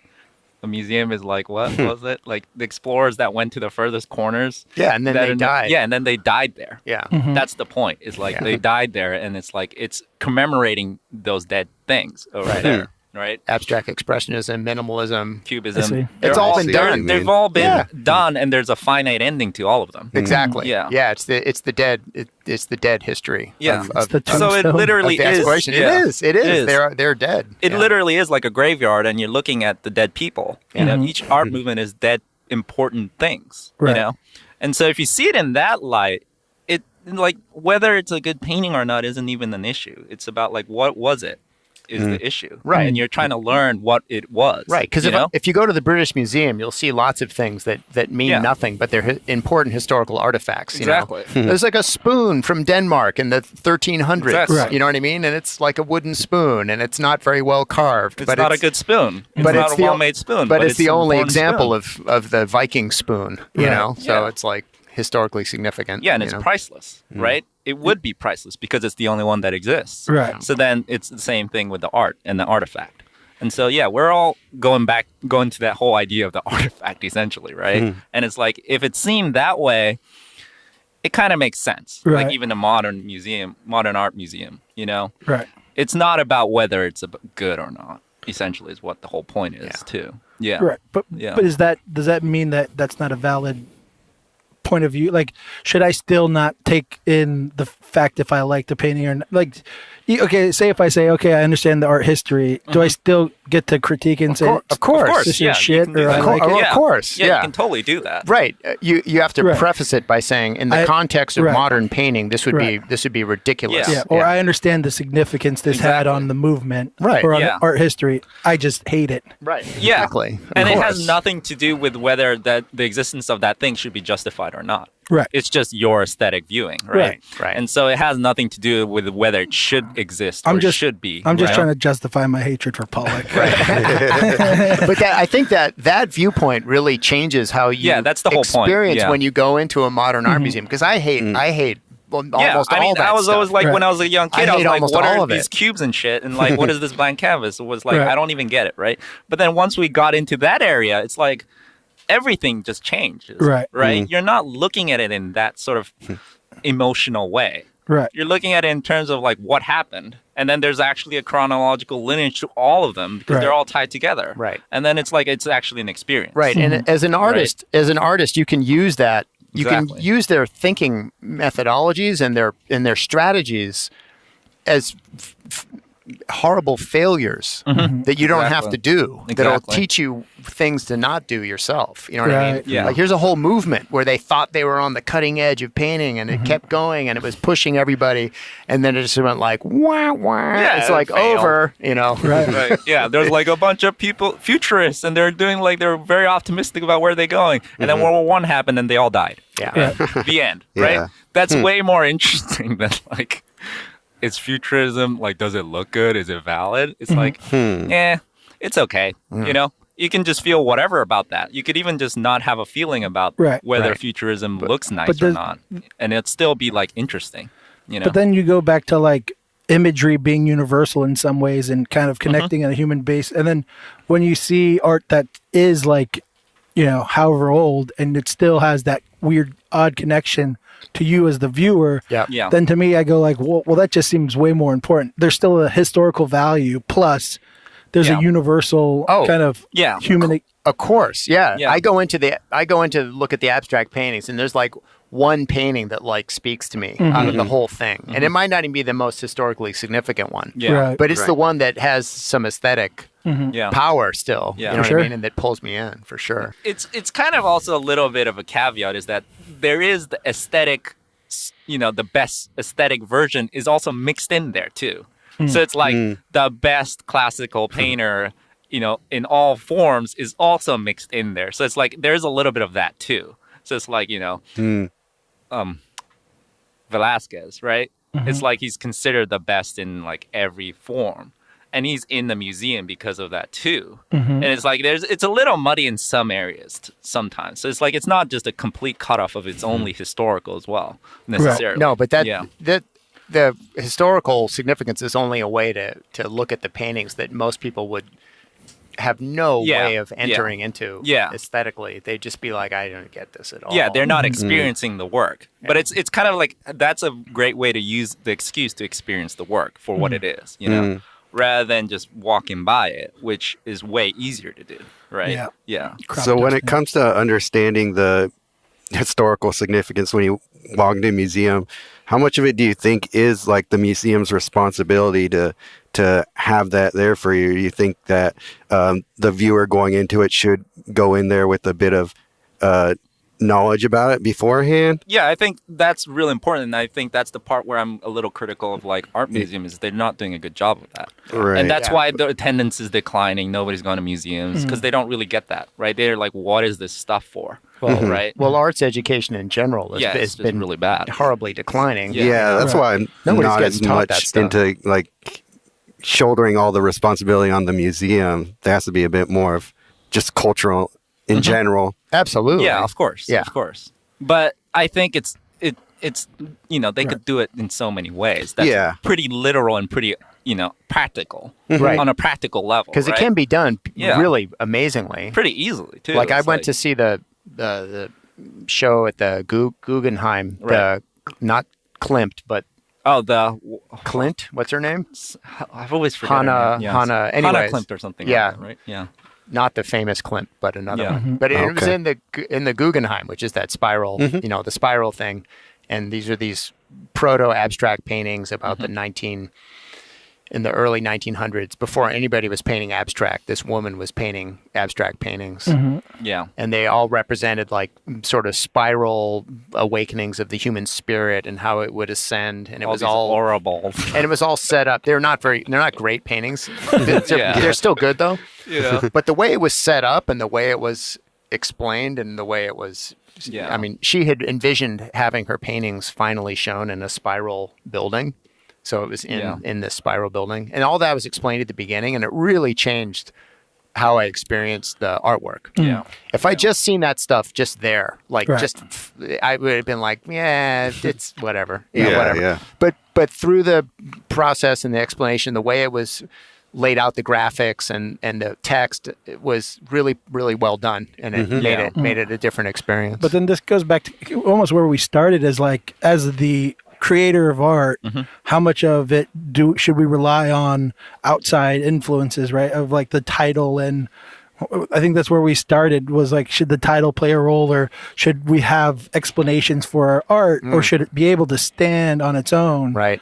And maybe that's why, rather than saying it's the museum's fault, maybe it was the artist's fault in the first place, of assuming that human beings are supposed to be able to look at this and get it, but the artwork is relying on an outside source to explain how they're important. Yeah. I think it should stand as an object by itself. On its own. Yeah. It has to. Yeah. And I think that other contexts should enrich it. Exactly. You know what I mean? And add layers of meaning. Right. But there should be something. Otherwise, like I said, I'd rather just read about it. Right. You know what I mean? Exactly. If it's just your idea, just frickin' write it. You know what I mean? Exactly. Yeah, so it's like there's different subsections. It's like it has to function on a visual level. It has to function that way, right? But also, like, you've been educated in Western art, and it's like there's a fluency to the norms or tropes of Western art. So there are certain Western art things that you look at and you don't even notice, but you already kind of are inferring from your cultural education. Right. And so it's kind of that is there as well, right? So what, like the way you would see a cross in a painting, there's already embedded cultural education that you've already had, right? What about some of the Japanese? What? Yeah, well, there's all this stuff that every Japanese person knows when they look at a Japanese painting, right? Explain some of that, because we don't really know that much. Because like, and like it's it's like exactly like that example. There's like operating in completely different culture and completely different philosophy, right? So like all those like Japanese paintings, they all revolve around nature, and because the Shinto and like all that stuff is like based around temporariness, seasons, and all that stuff. So like you can look at a painting and you're looking at like every element is telling you like what season it is or like what's going on. But like to a Western viewer, it just looks like a crow sitting on a basket, right? But to a Japanese person, it's like super obvious. It's like, oh, it's that because of that kind of net and that time of year. We only use it for that time. And like even in terms of like how to display work, that's how they do it too. Is like you're putting work up that's reflecting the seasons. Right. So like they have like there's a reason why there's many series types where it's like it's seasons of like autumn, winter, summer, spring. And it's like you're supposed to be changing those pieces around in your, like if you had it in your house to reflect the seasons. Oh, wow. You're supposed to be, so it's like it's all physically all interconnected in that way. And like the meaning and everything and like what colors there is like, So as a Japanese artist, you can assume that the public is going to absolutely understand all those codes, all those symbols are totally coded in the painting. Yeah, because like Japan is a country where there's always those seasons, and like we always eat certain things because they only grow at certain seasons, and like we only get certain types of fish in certain areas and certain seasons, and all that is like all just obvious. Right. Yeah. So That's why like a haiku, even though it's incredibly compressed to a Japanese person, it's like it has way more like way more context. implications. Right. Yeah. Way more context. Yeah. When we read it, it's like a short poem, but for them, it's like it's a whole season, time of day, everything. Yeah, is all in exactly. there. So it's That's possible. awesome, actually. It's possible to just know things in a lot of ways, more than we already kind of are operating at in terms of how we see art. It's possible to know like, oh, Vermeer's paintings and the allegory on Christianity and like piety and all that is like, because in that time, that was all obvious too. Like all those people looking at a Vermeer painting in that time, they would have understood it was about chastity and like being a good Christian and all that. But we're looking at it now and it's just like some lady with bread on a table, right? Yeah. The context is like gone. Right. Yeah. So it's all like cultural based too. And so it's like, and America is different because it's like it's by immigrants and it's all like new culture and different cultures. So there isn't a consistency. So it doesn't appear as if there is such a thing. But to like a more homogenous culture like in Japan, it's completely obvious. It's like a norm. So that kind of reminds me of what we were talking about earlier. I said like the Aborigines and their mapping. Yeah. It's kind of like it sounds like the Japanese, they have that like visual language that they're able to fall back on culturally that kind of allows them to think of the art in a different way, which I always think is like a big part that we miss in general as modern artists.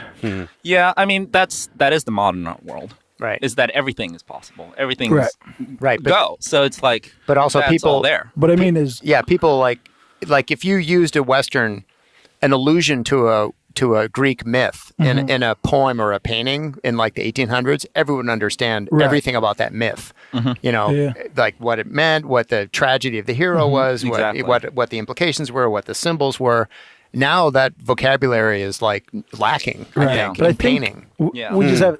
I mean, Sergio's been doing some interesting things with cats, but it's based off the internet and like imagery off the internet. Yes, right. And everybody gets pets. Yeah, I mean, so there's like vocabulary. But like, if I painted Kanye West, there's an idea of kind of a feeling even of the person. Right. So that's where that's why like pop culture, like that's the juxtaposed painting is sort of like historical allegorical painting was back in the olden times, Yeah, I mean like right now in terms of the whole world as like what's like unified ideas is popular culture and memes and stuff like that. It's like it there is that, but it's like those ones are way more temporary though. Oh yeah. Right. They're like it only works when you're in on it essentially, and you're only in on it from a certain time in a short span of time, and then you move on to a different in on it. Right. Right. Whereas there's other ones where it's like it's not going to change because you grew up with it forever, and everybody knows it forever, and the symbolism is always the same.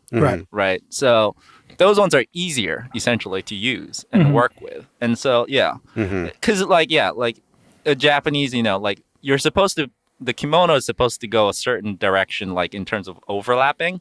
The other way is you're only going to supposed to do it when the person's dead. So then you can easily look at it and then see if it's on the wrong way. You can be like, oh, this person doesn't know anything about kimonos, Right. or that person, it's supposed to be a dead person. Oh, You can just look at it and then be like, oh, that's what it is. There's no need to explain anything. You kind of just know, right? Wow. And that's like way simpler and way faster. Right, It's very yeah. efficient. And like, you know, like the Asian, like Japanese language and like writing, it's based on pictures anyways.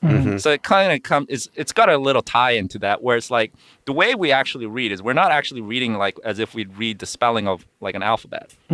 We're just looking at the shape of the word and like certain characteristics of the word, and we can already kind of tell what that word is supposed to say. So you don't actually have to have like a specific spelling, grammar, understanding of a word. You can just kind of look at the generality of that shape, and you can already kind of tell what it's saying.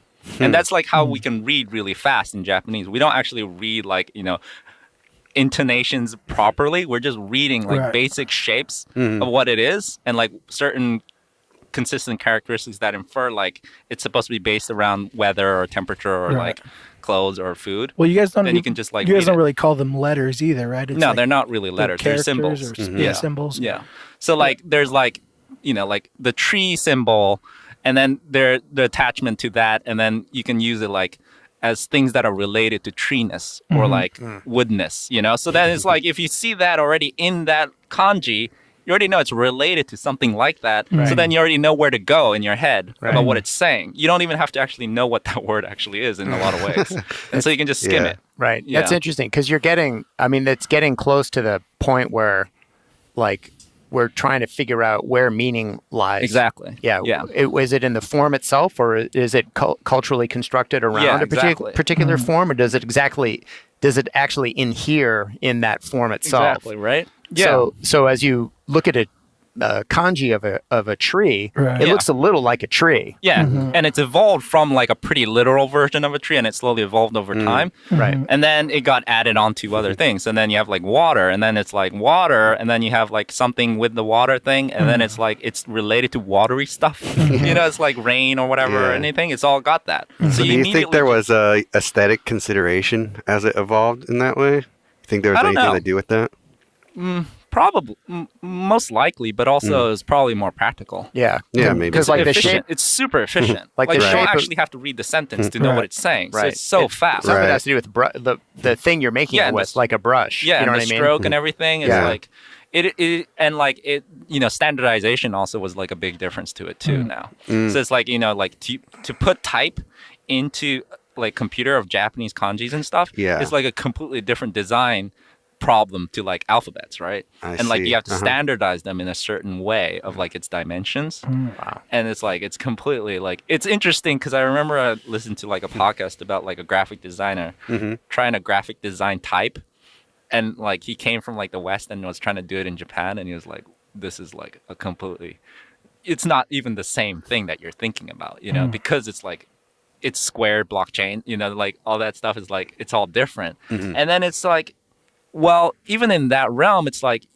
it's interesting to see like old newspapers because the type is like really crazy if you think about it in terms of the structure of the alphabet. I mean the kanji, but it's so everybody can read it. So it's not even like it's almost like you can draw a really weird A, but everybody can still see the A. Right. Or you can draw a really weird see. A, but you can say it says alpha, and it's like it doesn't even matter. Yeah. Whereas in like English, you actually have to make the A kind of be like an A so that you know it's A, or else it'll look like B or D or C. You know, it's like right, yeah. but the amount of slipping that can happen and still retain its anus is huge. Did I say anus? Not the Yeah. first. I was just reading about. It's like a graffiti. I was Yeah, just I know. reading. yeah, it's like graffiti actually. Yeah. Right. So the actual letter forms that can instantly be recognized as an A is almost infinite. Yeah. It's crazy, and that points to the fact that like meaning is basically analogy. It is. It has to. It's meta. You know, like we always say, We're the always language is seeing metaphor. things in terms of other things. Yeah. And seeing things in terms of templates and how we can analogize between other things. Yeah, I think it's a pretty obvious pointing to that fact, right? That it's just metaphor, and it's just like symbolism is just symbols, right? And it's like it doesn't have any contained shape. It just has to have an inference of it, and then you're already picking it up. And like that's like where you get into the realm of like representation and like let's say you draw a stick figure. It doesn't look like an actual person. You should see but my it's stick inferred figures. enough that you see that it's a person, right? Yeah, it's a stick figure, but you also see it's a person. Like you can't detach from the idea that it's not a person when you're looking at a stick figure. You're seeing a stick figure, instinctually. Pareidolia, right? Right, exactly. Seeing and so faces it's kind and of that stuff all the gap, time. right? And then it's like, how can you distort representation, like in terms of like, if we go back to painting, like accuracy versus like exaggeration of expression, it's like it operates in that realm, and you can do so much in that realm, right? And it's culturally dependent too, so like it won't work, Like the thing me and Timothy talk about this all the time is like in anime, like when the Western people look at anime and stuff, they're like, "What's up with the big eyes?" But to Japanese people, it's like it's never even occurred to them that it's weird. Oh, the It's thighs just are too big. it's just been that way, Right. And it's like the focus of what like Japanese culture is on that part versus like what Americans are seeing in like an anime. It's like you can kind of see the objective versus subjective area where it's like everybody over here they're like, why is that eye big? But in Japan, it's just like it's just inferred in the culture, and it's just been like a device, forever. It's like whatever, It's not even occurred to the person that it's weird. They just see it as a person, That's awesome. Yeah. Interesting. Yeah, so it's kind of interesting where it's like when you see like it through different cultures, it's like the amount of how much things are malleable or like not really solid is pretty big and pretty deep. Like so many levels can just change if you really see it, and like it can operate on so many ways, and it's pretty easy to just move things around, And so it's like even within the realms of like what we consider aesthetically good, it's like you should always have the door open that it's pretty easy to finick that around, and that it's not really as solid as we might want to think it is. Wasn't there a famous example of Japanese being exposed to chiaroscuro initially, and they thought that the shadows were just ink on someone's face? Yeah, exactly. They didn't really? understand that there was representational. They were like, why did you put ink all over your emperor's face? But then eventually you become accustomed to it, and you then become accustomed to 'cause then, Western like- chiaroscuro, and boom, it's representational. And then they incorporated that into their own art. So you can see the yeah. Japanese art even then. It's like it's actually when the Western stuff comes in, like perspective comes in, and then like chiaroscuro or like shading comes in, and all those things get incorporated. And it's like it's just it's not permanent is what the whole thing is. And it's like it's like so the idea easy. that a language is a thing. Yeah, exactly. Yeah, a language is a process. Yeah. Yes, Yeah. and painting is not a thing. No. It's just it's in flux, Right. It's always in flux. Yeah. Look up twerk on the old dictionary. It won't show up. Yeah, it's pretty funny. Like when you notice it, you're like, oh my God, this is so funny. Because because from like a close perspective, they would be like very adamant about its like realness or like, rigidness. But when you like fall out of it, it's like, oh, Yeah. it doesn't even have any rigidness. It's just there. Yeah. It has no permanence at all. Do you think having that kind of like visual in Japan, having so many like no-brainer visual connections, do you think that has a change on the culture in general, as far as like, I don't know, like as far as how the culture acts or anything like that? That's always a question it's totally I wonder embedded. about. So it's like it's embedded in that kind of pseudo Shinto Buddhist culture, religious cultural base, and it's all in that aesthetic, right? So like even if you're looking at anime, it's like Americanization and like Western culture inferred with all that, and like so like they would say things or like talk about experiences where it's like pretty obvious that everybody understands it.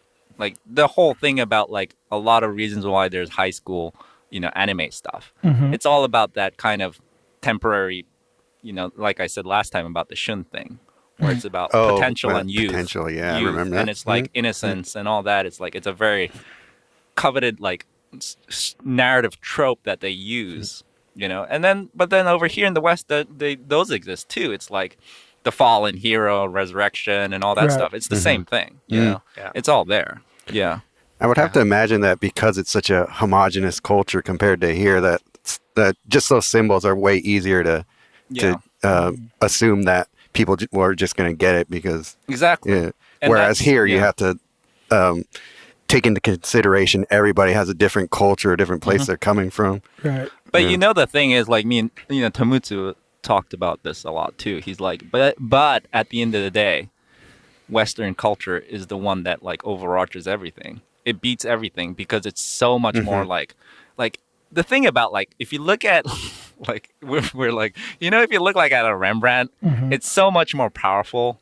It's like it just beats like a Japanese painting because it looks so flat and it looks so weak in a way, right? And it's like there is a thing about like the Western culture where it's like even though it's like all over the place or whatever, there is something where it's almost like a black hole. It just consumes and like subverts everything, and like everything gets converted into that, right? In a lot of ways. Capitalism. Right. You take the best and forfeit the rest, kind of. Mentality. Yeah, I mean, right. There's a reason why there's so many primitive cultures that have disappeared. Well, I mean, in the Renaissance, like there was a accent on humanity versus tradition, and actually studying human visual perception. You know what I mean? Whereas that's just not an aspect of most cultures. Yeah, there's just don't study what nature really looks like. Exactly. There's a system and a formal vocabulary of symbols that everyone uses and know is going to work really well, and that's what you stick to because it works really well. Yeah. It's not this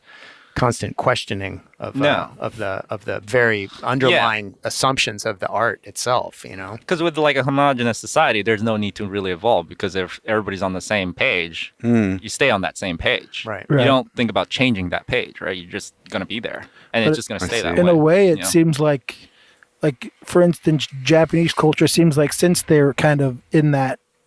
They seem like it's almost sharpening the blade in a way where like they just tighten everything up and everything that is their culture kind of just gets better in a weird way because it gets super refined and like you see refined. that in their like ethos of like things like when like there's a gene collector, they're like the most craziest gene collector and they're the most like concentrated version, or like if they're gonna make steak, and they're like a chef, they're going to make the best possible steak in the world. Because they're crazy. And they're just going to like condense everything to its essence, right? Because that's also part of the philosophy in like the culture is about like, and it's kind of Buddhist kind of thing is like about essence or like what is, and like pursuing or like excavating that fact.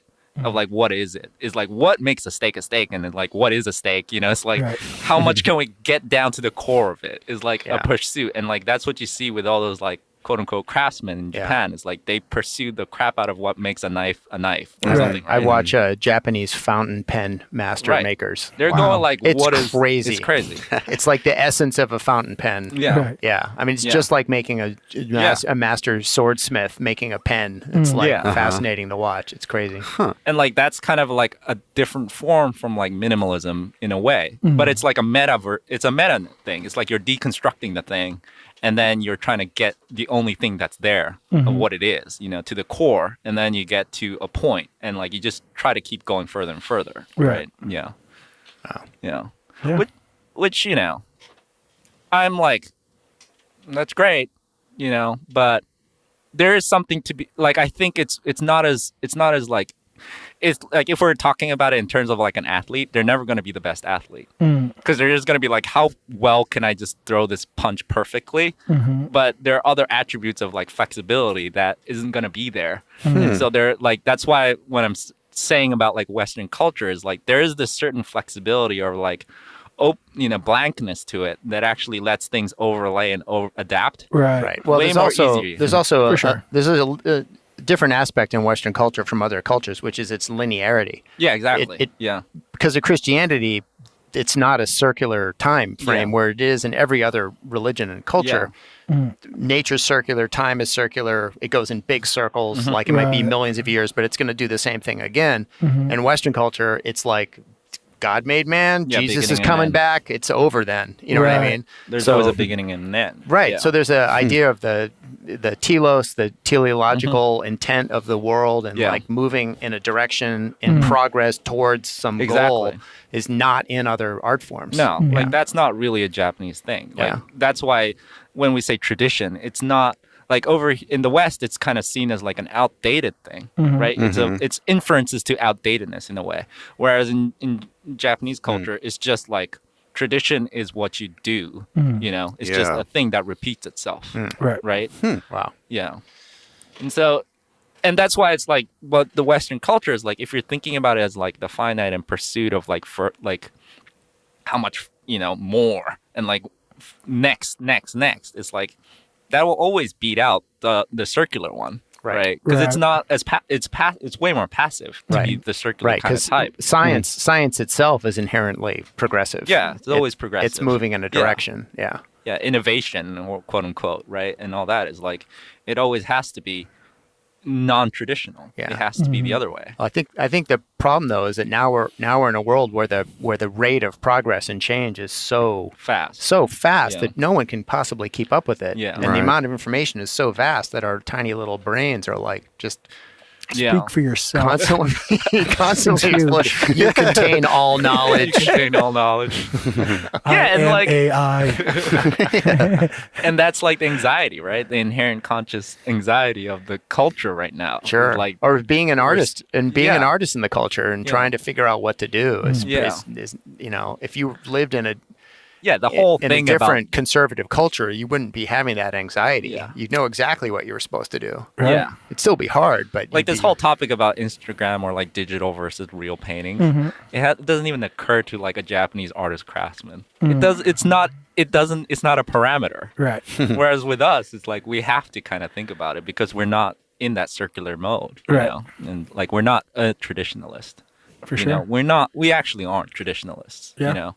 And that's why it's like, it's hard because you always have to feel like you're moving forward, right? You can't feel like you're circular. But while having a certain gravitas to what you're doing, quote unquote, right? It's like, that's always the pursuit, essentially. Right, because you're in a tradition. Yeah. There's no denying that. There's no denying you that had part. teachers who had teachers, and that goes all the way back. Forever, yeah. Yeah, so you're in that tradition, but you're also attempting to like disrupt it somehow, or innovate within it, you know, and or pretend that you aren't doing what your teacher did, kind of thing, you know. Right. Like, There's that too. There's that whole realm, and it's like, and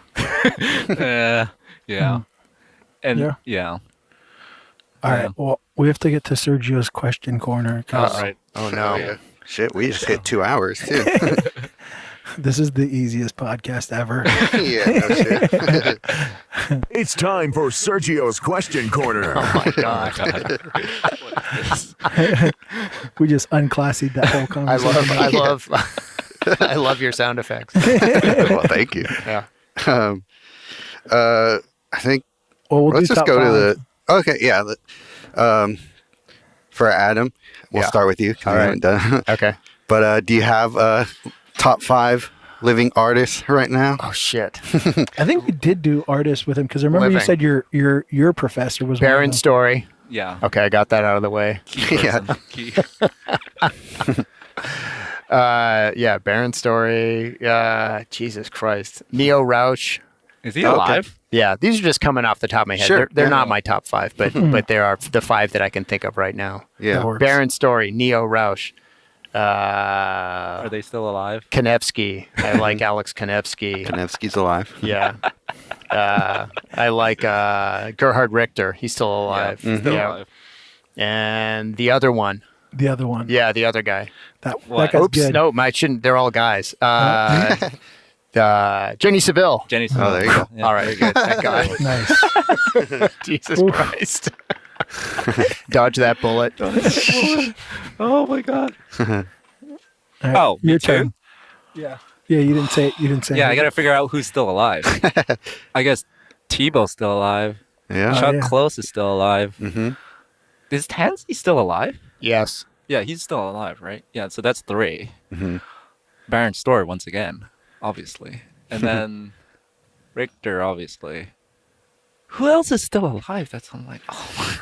There's See, less, I'm just five? There's less and less every day. You might have hit 5. Yeah, but I'm I not think sure. that's 4. Yeah. Maybe Oh, was it 4? Yeah, that was 4. Was it 4? Oh, okay. You can add a girl to protect your neck.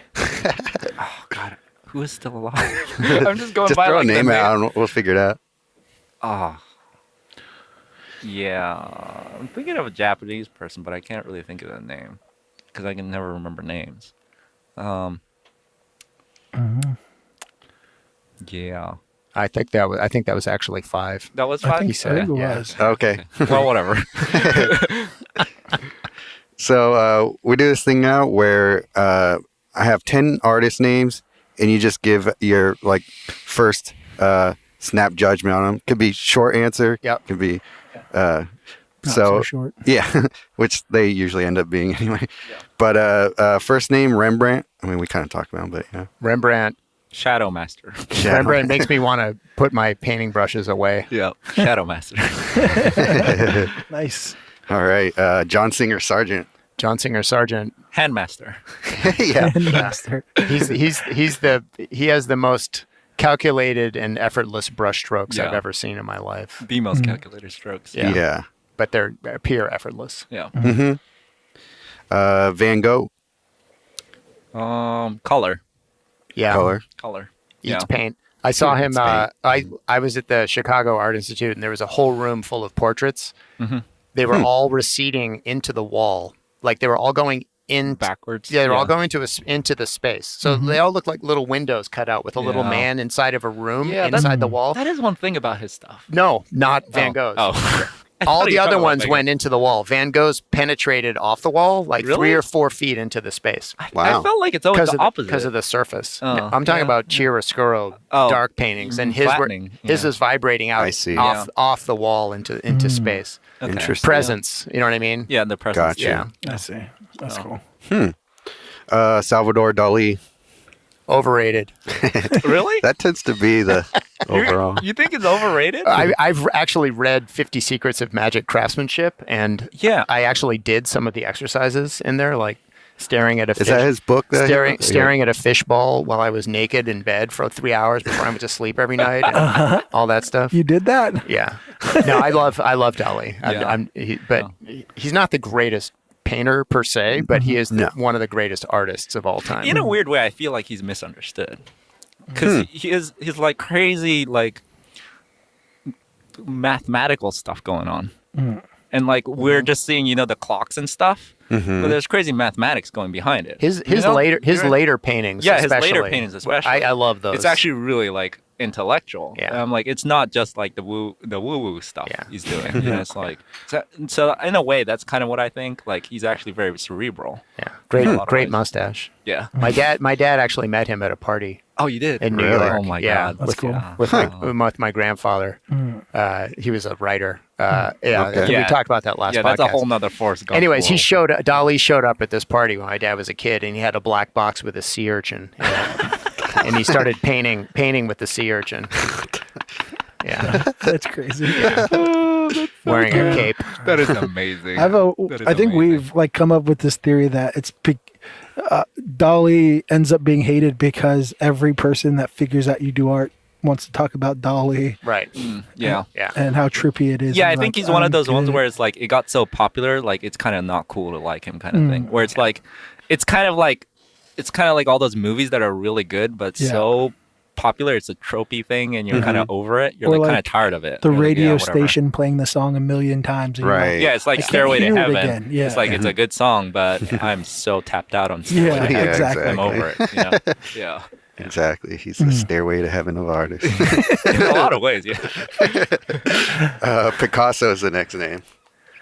Oh, that one's complicated. Yeah. I would say. Yeah. He's not a great person, I guess. Yeah. Right. I guess that. So I'm not. Secrets out. Yeah, don't like him personally that much, but yeah, I don't think we wouldn't be doing what we're doing without him having done what he did. I mean, he's a big mover. You know, he moved things. That's a good Yeah. conversation as well, as like how important is the artist behind the painting to that's deciding tough. if the work is great. Yeah. You know, it's I like know. It's like I just went somewhere It's a recent. difficult one. Yeah, to this Yeah, event, and I they don't were know. playing Michael Jackson, and the crowd was dancing, and Yeah. you're like, well, I mean, Yeah. Yeah. know. I know. I know. Yeah. Yeah, it's tough. I think with time, like the work Outlives. supersedes their self. Yeah, you know it what I mean? disappears. It- yeah. and they become just they become their work in a Yeah. sense, and their personal selves slowly I think vanish. it's a completely temporary thing. It's like, you know, like that Dan Carlin had that analogy. It's like we go crazy about Nazis. Yeah. Oh, but right. but then we don't really care about the Mongols. It's Yeah. the same effect on No, the emotional right. level. It's exactly the same Genghis thing. Khan opened up the Silk Road to Europe. you Yeah. know? He had all these positive effects. Yeah. It was like he was the most crazy tyrant, Right. but it's not There's having an restaurants emotional named effect Genghis at all. Khan now. Yeah. No, there's no Adolf Hitler restaurants. Yeah. But Well, we, that's because German food isn't that popular. well, we said like maybe in like 1,000 years, there's going to be some like Adolf Hitler restaurant, and his like No, it totally will. there happen. will be. Yeah. It will be. That kind of emotional resonance will disappear over Yeah. time through the Yeah. generation. It's not necessarily good. I'm not No. saying Yeah. that, but it will happen. It Right. totally will they happen. become a caricature of their horrible self. Right. Yeah, like yeah, absolutely. Caravaggio killed somebie. Yeah. Nobody feels anything about that part, even though it's like in every history book. Well, too. I feel something. I feel it was badass. I love Caravaggio. Guy deserved Right, it gets it. romanticized. It becomes this like crazy artist who's willing to kill people for it, you know, kind of thing. And it's like if you think about it objectively, it's like, right? Yeah, he was an asshole. Yeah. Right, exactly. Yeah. Well, how good were the other guys' paintings? Is the real question. Which Probably other not guys? as good The as guy that Caravaggio. The guy that he killed. Yeah. Oh, right. It was like his I'm just nephew kidding. or something, right? I think he killed a couple people. Yeah, he killed a couple of people. Nice. Yeah. Gang related. Yeah. Exactly. Art gang. Yeah. So like my point is I don't actually think those things are actually related in a lot of ways. You know, they're only related. Eventually they separate, sounds like. Yeah. Yeah. It's not, it's only for like the people. It's like, it's only a contemporary thing in terms of like for contemporary people. Like for you, Yeah. like you as a person matters to you right now to viewers right now. Right. It will. It has to. Unless they're only known for doing bad things. Right. You know what I Yeah. mean? Yeah. It's so that They, Yeah. they have to have a counterbalancing effect. And you is know? there a threshold? Like for instance, Bill Cosby, right? You go like, well, goddamn, like Yeah. Yeah, that's pretty brutal. Yeah. Yeah. Yeah. is there a threshold where you're like, I can't forgive? I'm willing to forfeit anything you did because of how bad of a Right. person you are. I can't ever listen to him the same. He was my No. hero when I was Yeah. a kid. Right. Like, Right. Fat Albert was like the thing for me. It was like, you know, I'm thinking it it's broke probably down like, racial barriers, and now it's all utterly tainted. Right. It's like I could completely not- the inverse. Yeah, I can't see it. I have a theory that it's ugly. kind of like it's regime change. So like after World War II or World War One and all those like, you know, everything fundamentally changes in terms of government and stuff. Like I think the memory bifurcates from there. Like before that and then after that and I kind see. of thing, right? So it's like Okay. if like the America of today like collapses and there's like a new new society, that's when that was then. And then Right. this is now kind of thing is going to happen in a see. lot of ways in terms of that kind of outlook. Right. I see.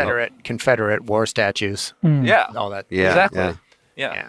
Yeah. So it's probably got to do more with that part, For sure. not like a set time scale. I see. Yeah. Yeah. We went on a long tangent. there. I know. Yeah. Next one, Frida Kahlo. Overrated. Oh, I disagree. Really? What? I just said that This is because fun to hear you you guys overrated debate. my Dali. Oh yeah. No, I love Frida Kahlo. You do? Yeah, yeah. What part do you like about her? It's just, it's beautiful. But do you think she should be that famous in a weird way? Sure. Yeah. I think might as well. I think there's Might as got well. there's got to be a venerated female artist. You know what I mean? You can't control that either. Well, it doesn't really matter. Yeah. Yeah. Like you don't. It doesn't. I don't really feel that much about. I mean- Frida Kahlo that much. But honestly. I mean, I actually see her I don't see her in terms of objectively looking at her paintings as paintings. I look at her as a entity almost. Right. She inspires so many young Yeah. female artists to become artists that I'm just like all down, all for it. You know, Okay. it's like the reverse of the Bill Cosby thing. You know what I Yeah. mean? Right. It's like yeah, her. that makes sense. her- Yeah. I would agree with that. Plus, she's badass. That's the other thing is she's a total badass. You know what I mean? She's like a. But like, I feel like in just terms of the painting, I'm like, I don't feel like she's doing what she wants, you know, is trying to do in like the most best way in a lot of ways. I feel like I don't even think she should have been a painting anymore, you know, to do what she was doing in a way, like expressing her life experience. It's like she ends up. did being it more even of a- need to be a painting? Right. You know? She's more of like a political figure. I feel like And it like a revolutionary person I don't know. than a Yeah. artist. But that just happened to be her job or something. Yeah. yeah, I know what you're saying. Yeah. I don't know. it's kind of more like her life story is the art, and it's more That's interesting. kind of how I feel about her. than the too, art piece itself to me. Yeah, Like, but no one would be talking about Frida Kahlo if she didn't paint. really. She'd just be What if she was Diego like- Rivera's lover. She wouldn't be anything. What if she was like That's a a good point. different type of artist though? Like what if she was a writer? Yeah. I Sure. feel like she would have been just as famous and as like gravitas wise, Right. as Now, like a writer. Maybe. Camille Claudel. She was objectively as good as Rodin. Yeah, exactly. So- There's other artists like Cassatt. I mean, come on, Marie Cassatt was as good as Super, Degas. yeah. Yeah. super. Yeah.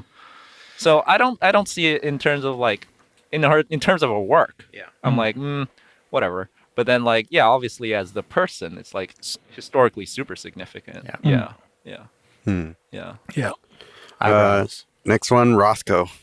Oh, Oh I love Rothko. yeah. Yeah. That's all, like- I sit in front of him all day. Yeah.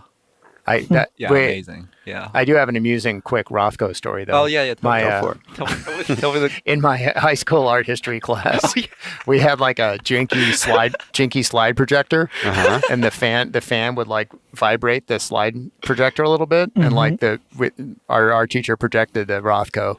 And she's like talking about the movement and how subtle it was. And she's like, look, you can see the movement in the painting. You can actually see it moving. And the slide projector was like jiggling back and forth.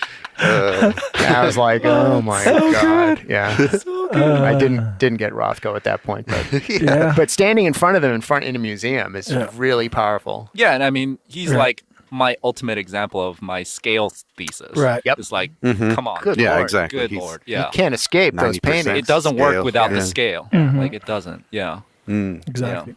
Right. Yeah. Pollock. I'd say kind of misunderstood too, actually. In a lot of Jack ways. the Dripper. Jack the The dripper. Dripper.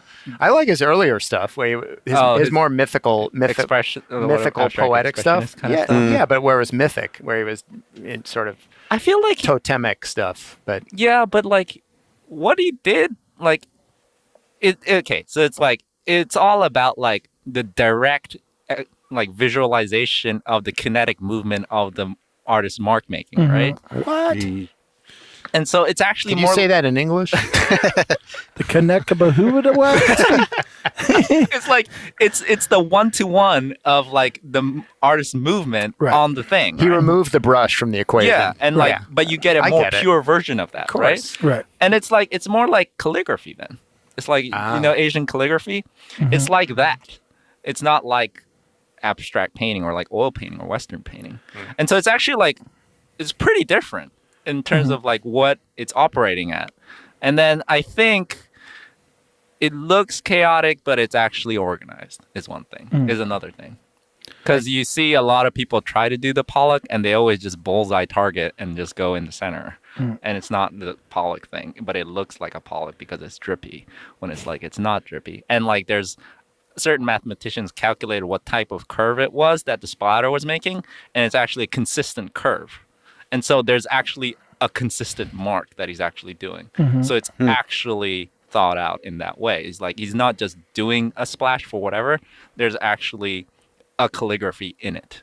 And that's my point is like it is a calligraphy thing. But could that just be Yeah. his natural movement, like in general? What, like his height distance and then like, length of the brush and movement of his arms? Because it always seemed like he wasn't putting like him his narrative or him explaining it always seemed like he was trying to say there's not much to it. No, there isn't much to it in that Western sense. Yeah, there isn't much to it at all. There's no because he's like he just rolls out a canvas and then he cuts out whatever one and when the gallery wants a certain size. But it's not there. It's not the there is not there. It's in the calligraphy of the marks. Is the there? And it's like it's a completely different way of seeing it. Is that a little like Cy Twombly? Yeah, Yeah. I think Cy Twombly is kind of related. Yeah, I there's see a that. relation to it, and then that's where you get kind of I think like that's the drip painting and well, stuff too. for me, that's the actual primal motivator in art is the same thing that made me grab a pencil and make big sweeping marks on a piece of paper with a pen when I was a little kid. It's like mark making, and how and it's the directness of how it. Like, magical you it see looks. it happening while you're doing it. Yeah, it looks like it's coming out of your hand. Actions are actually physically happening, right? There's actually like it feels real that your movements are there. Yeah. And so it's like calligraphy, you know. But like Cy Twombly, I always felt like you can kind of read motion through his mark making, where I never got that from Pollock. Because I it's feel gravity. It's not Cy Twombly is like, you know, the movement of your arms, right? Whereas his is in relation to gravity.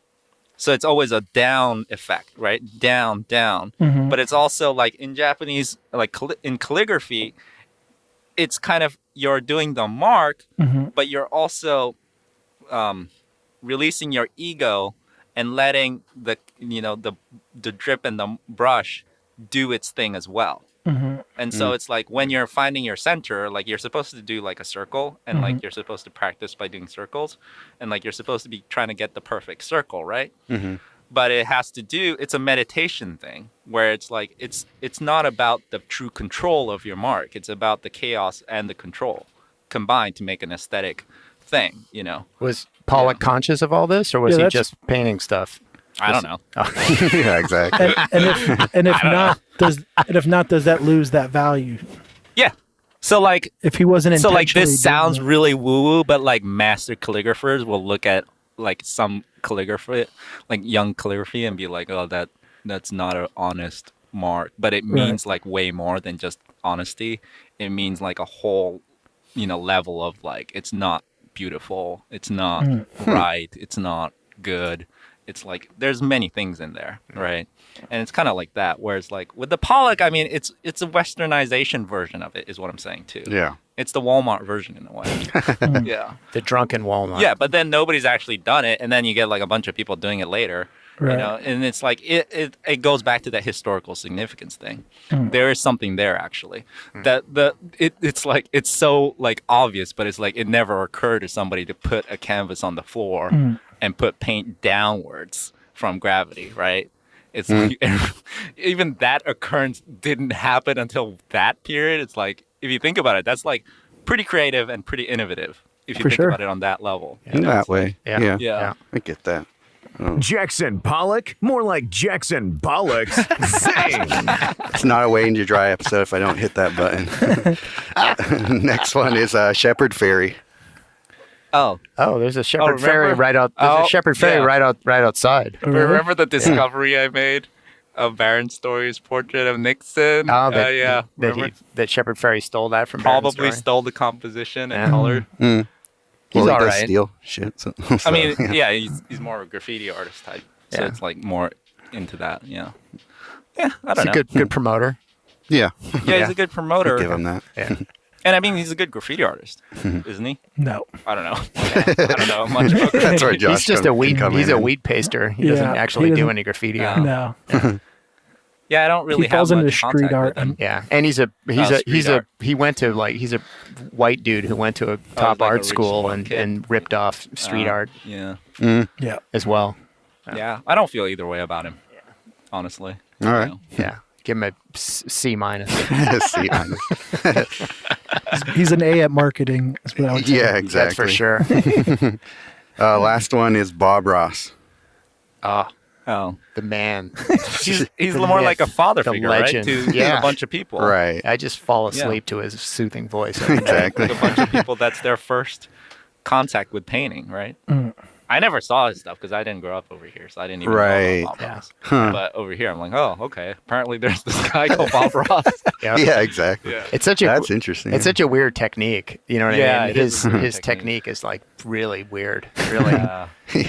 Yeah. But Well, it's but it was educational. Yeah.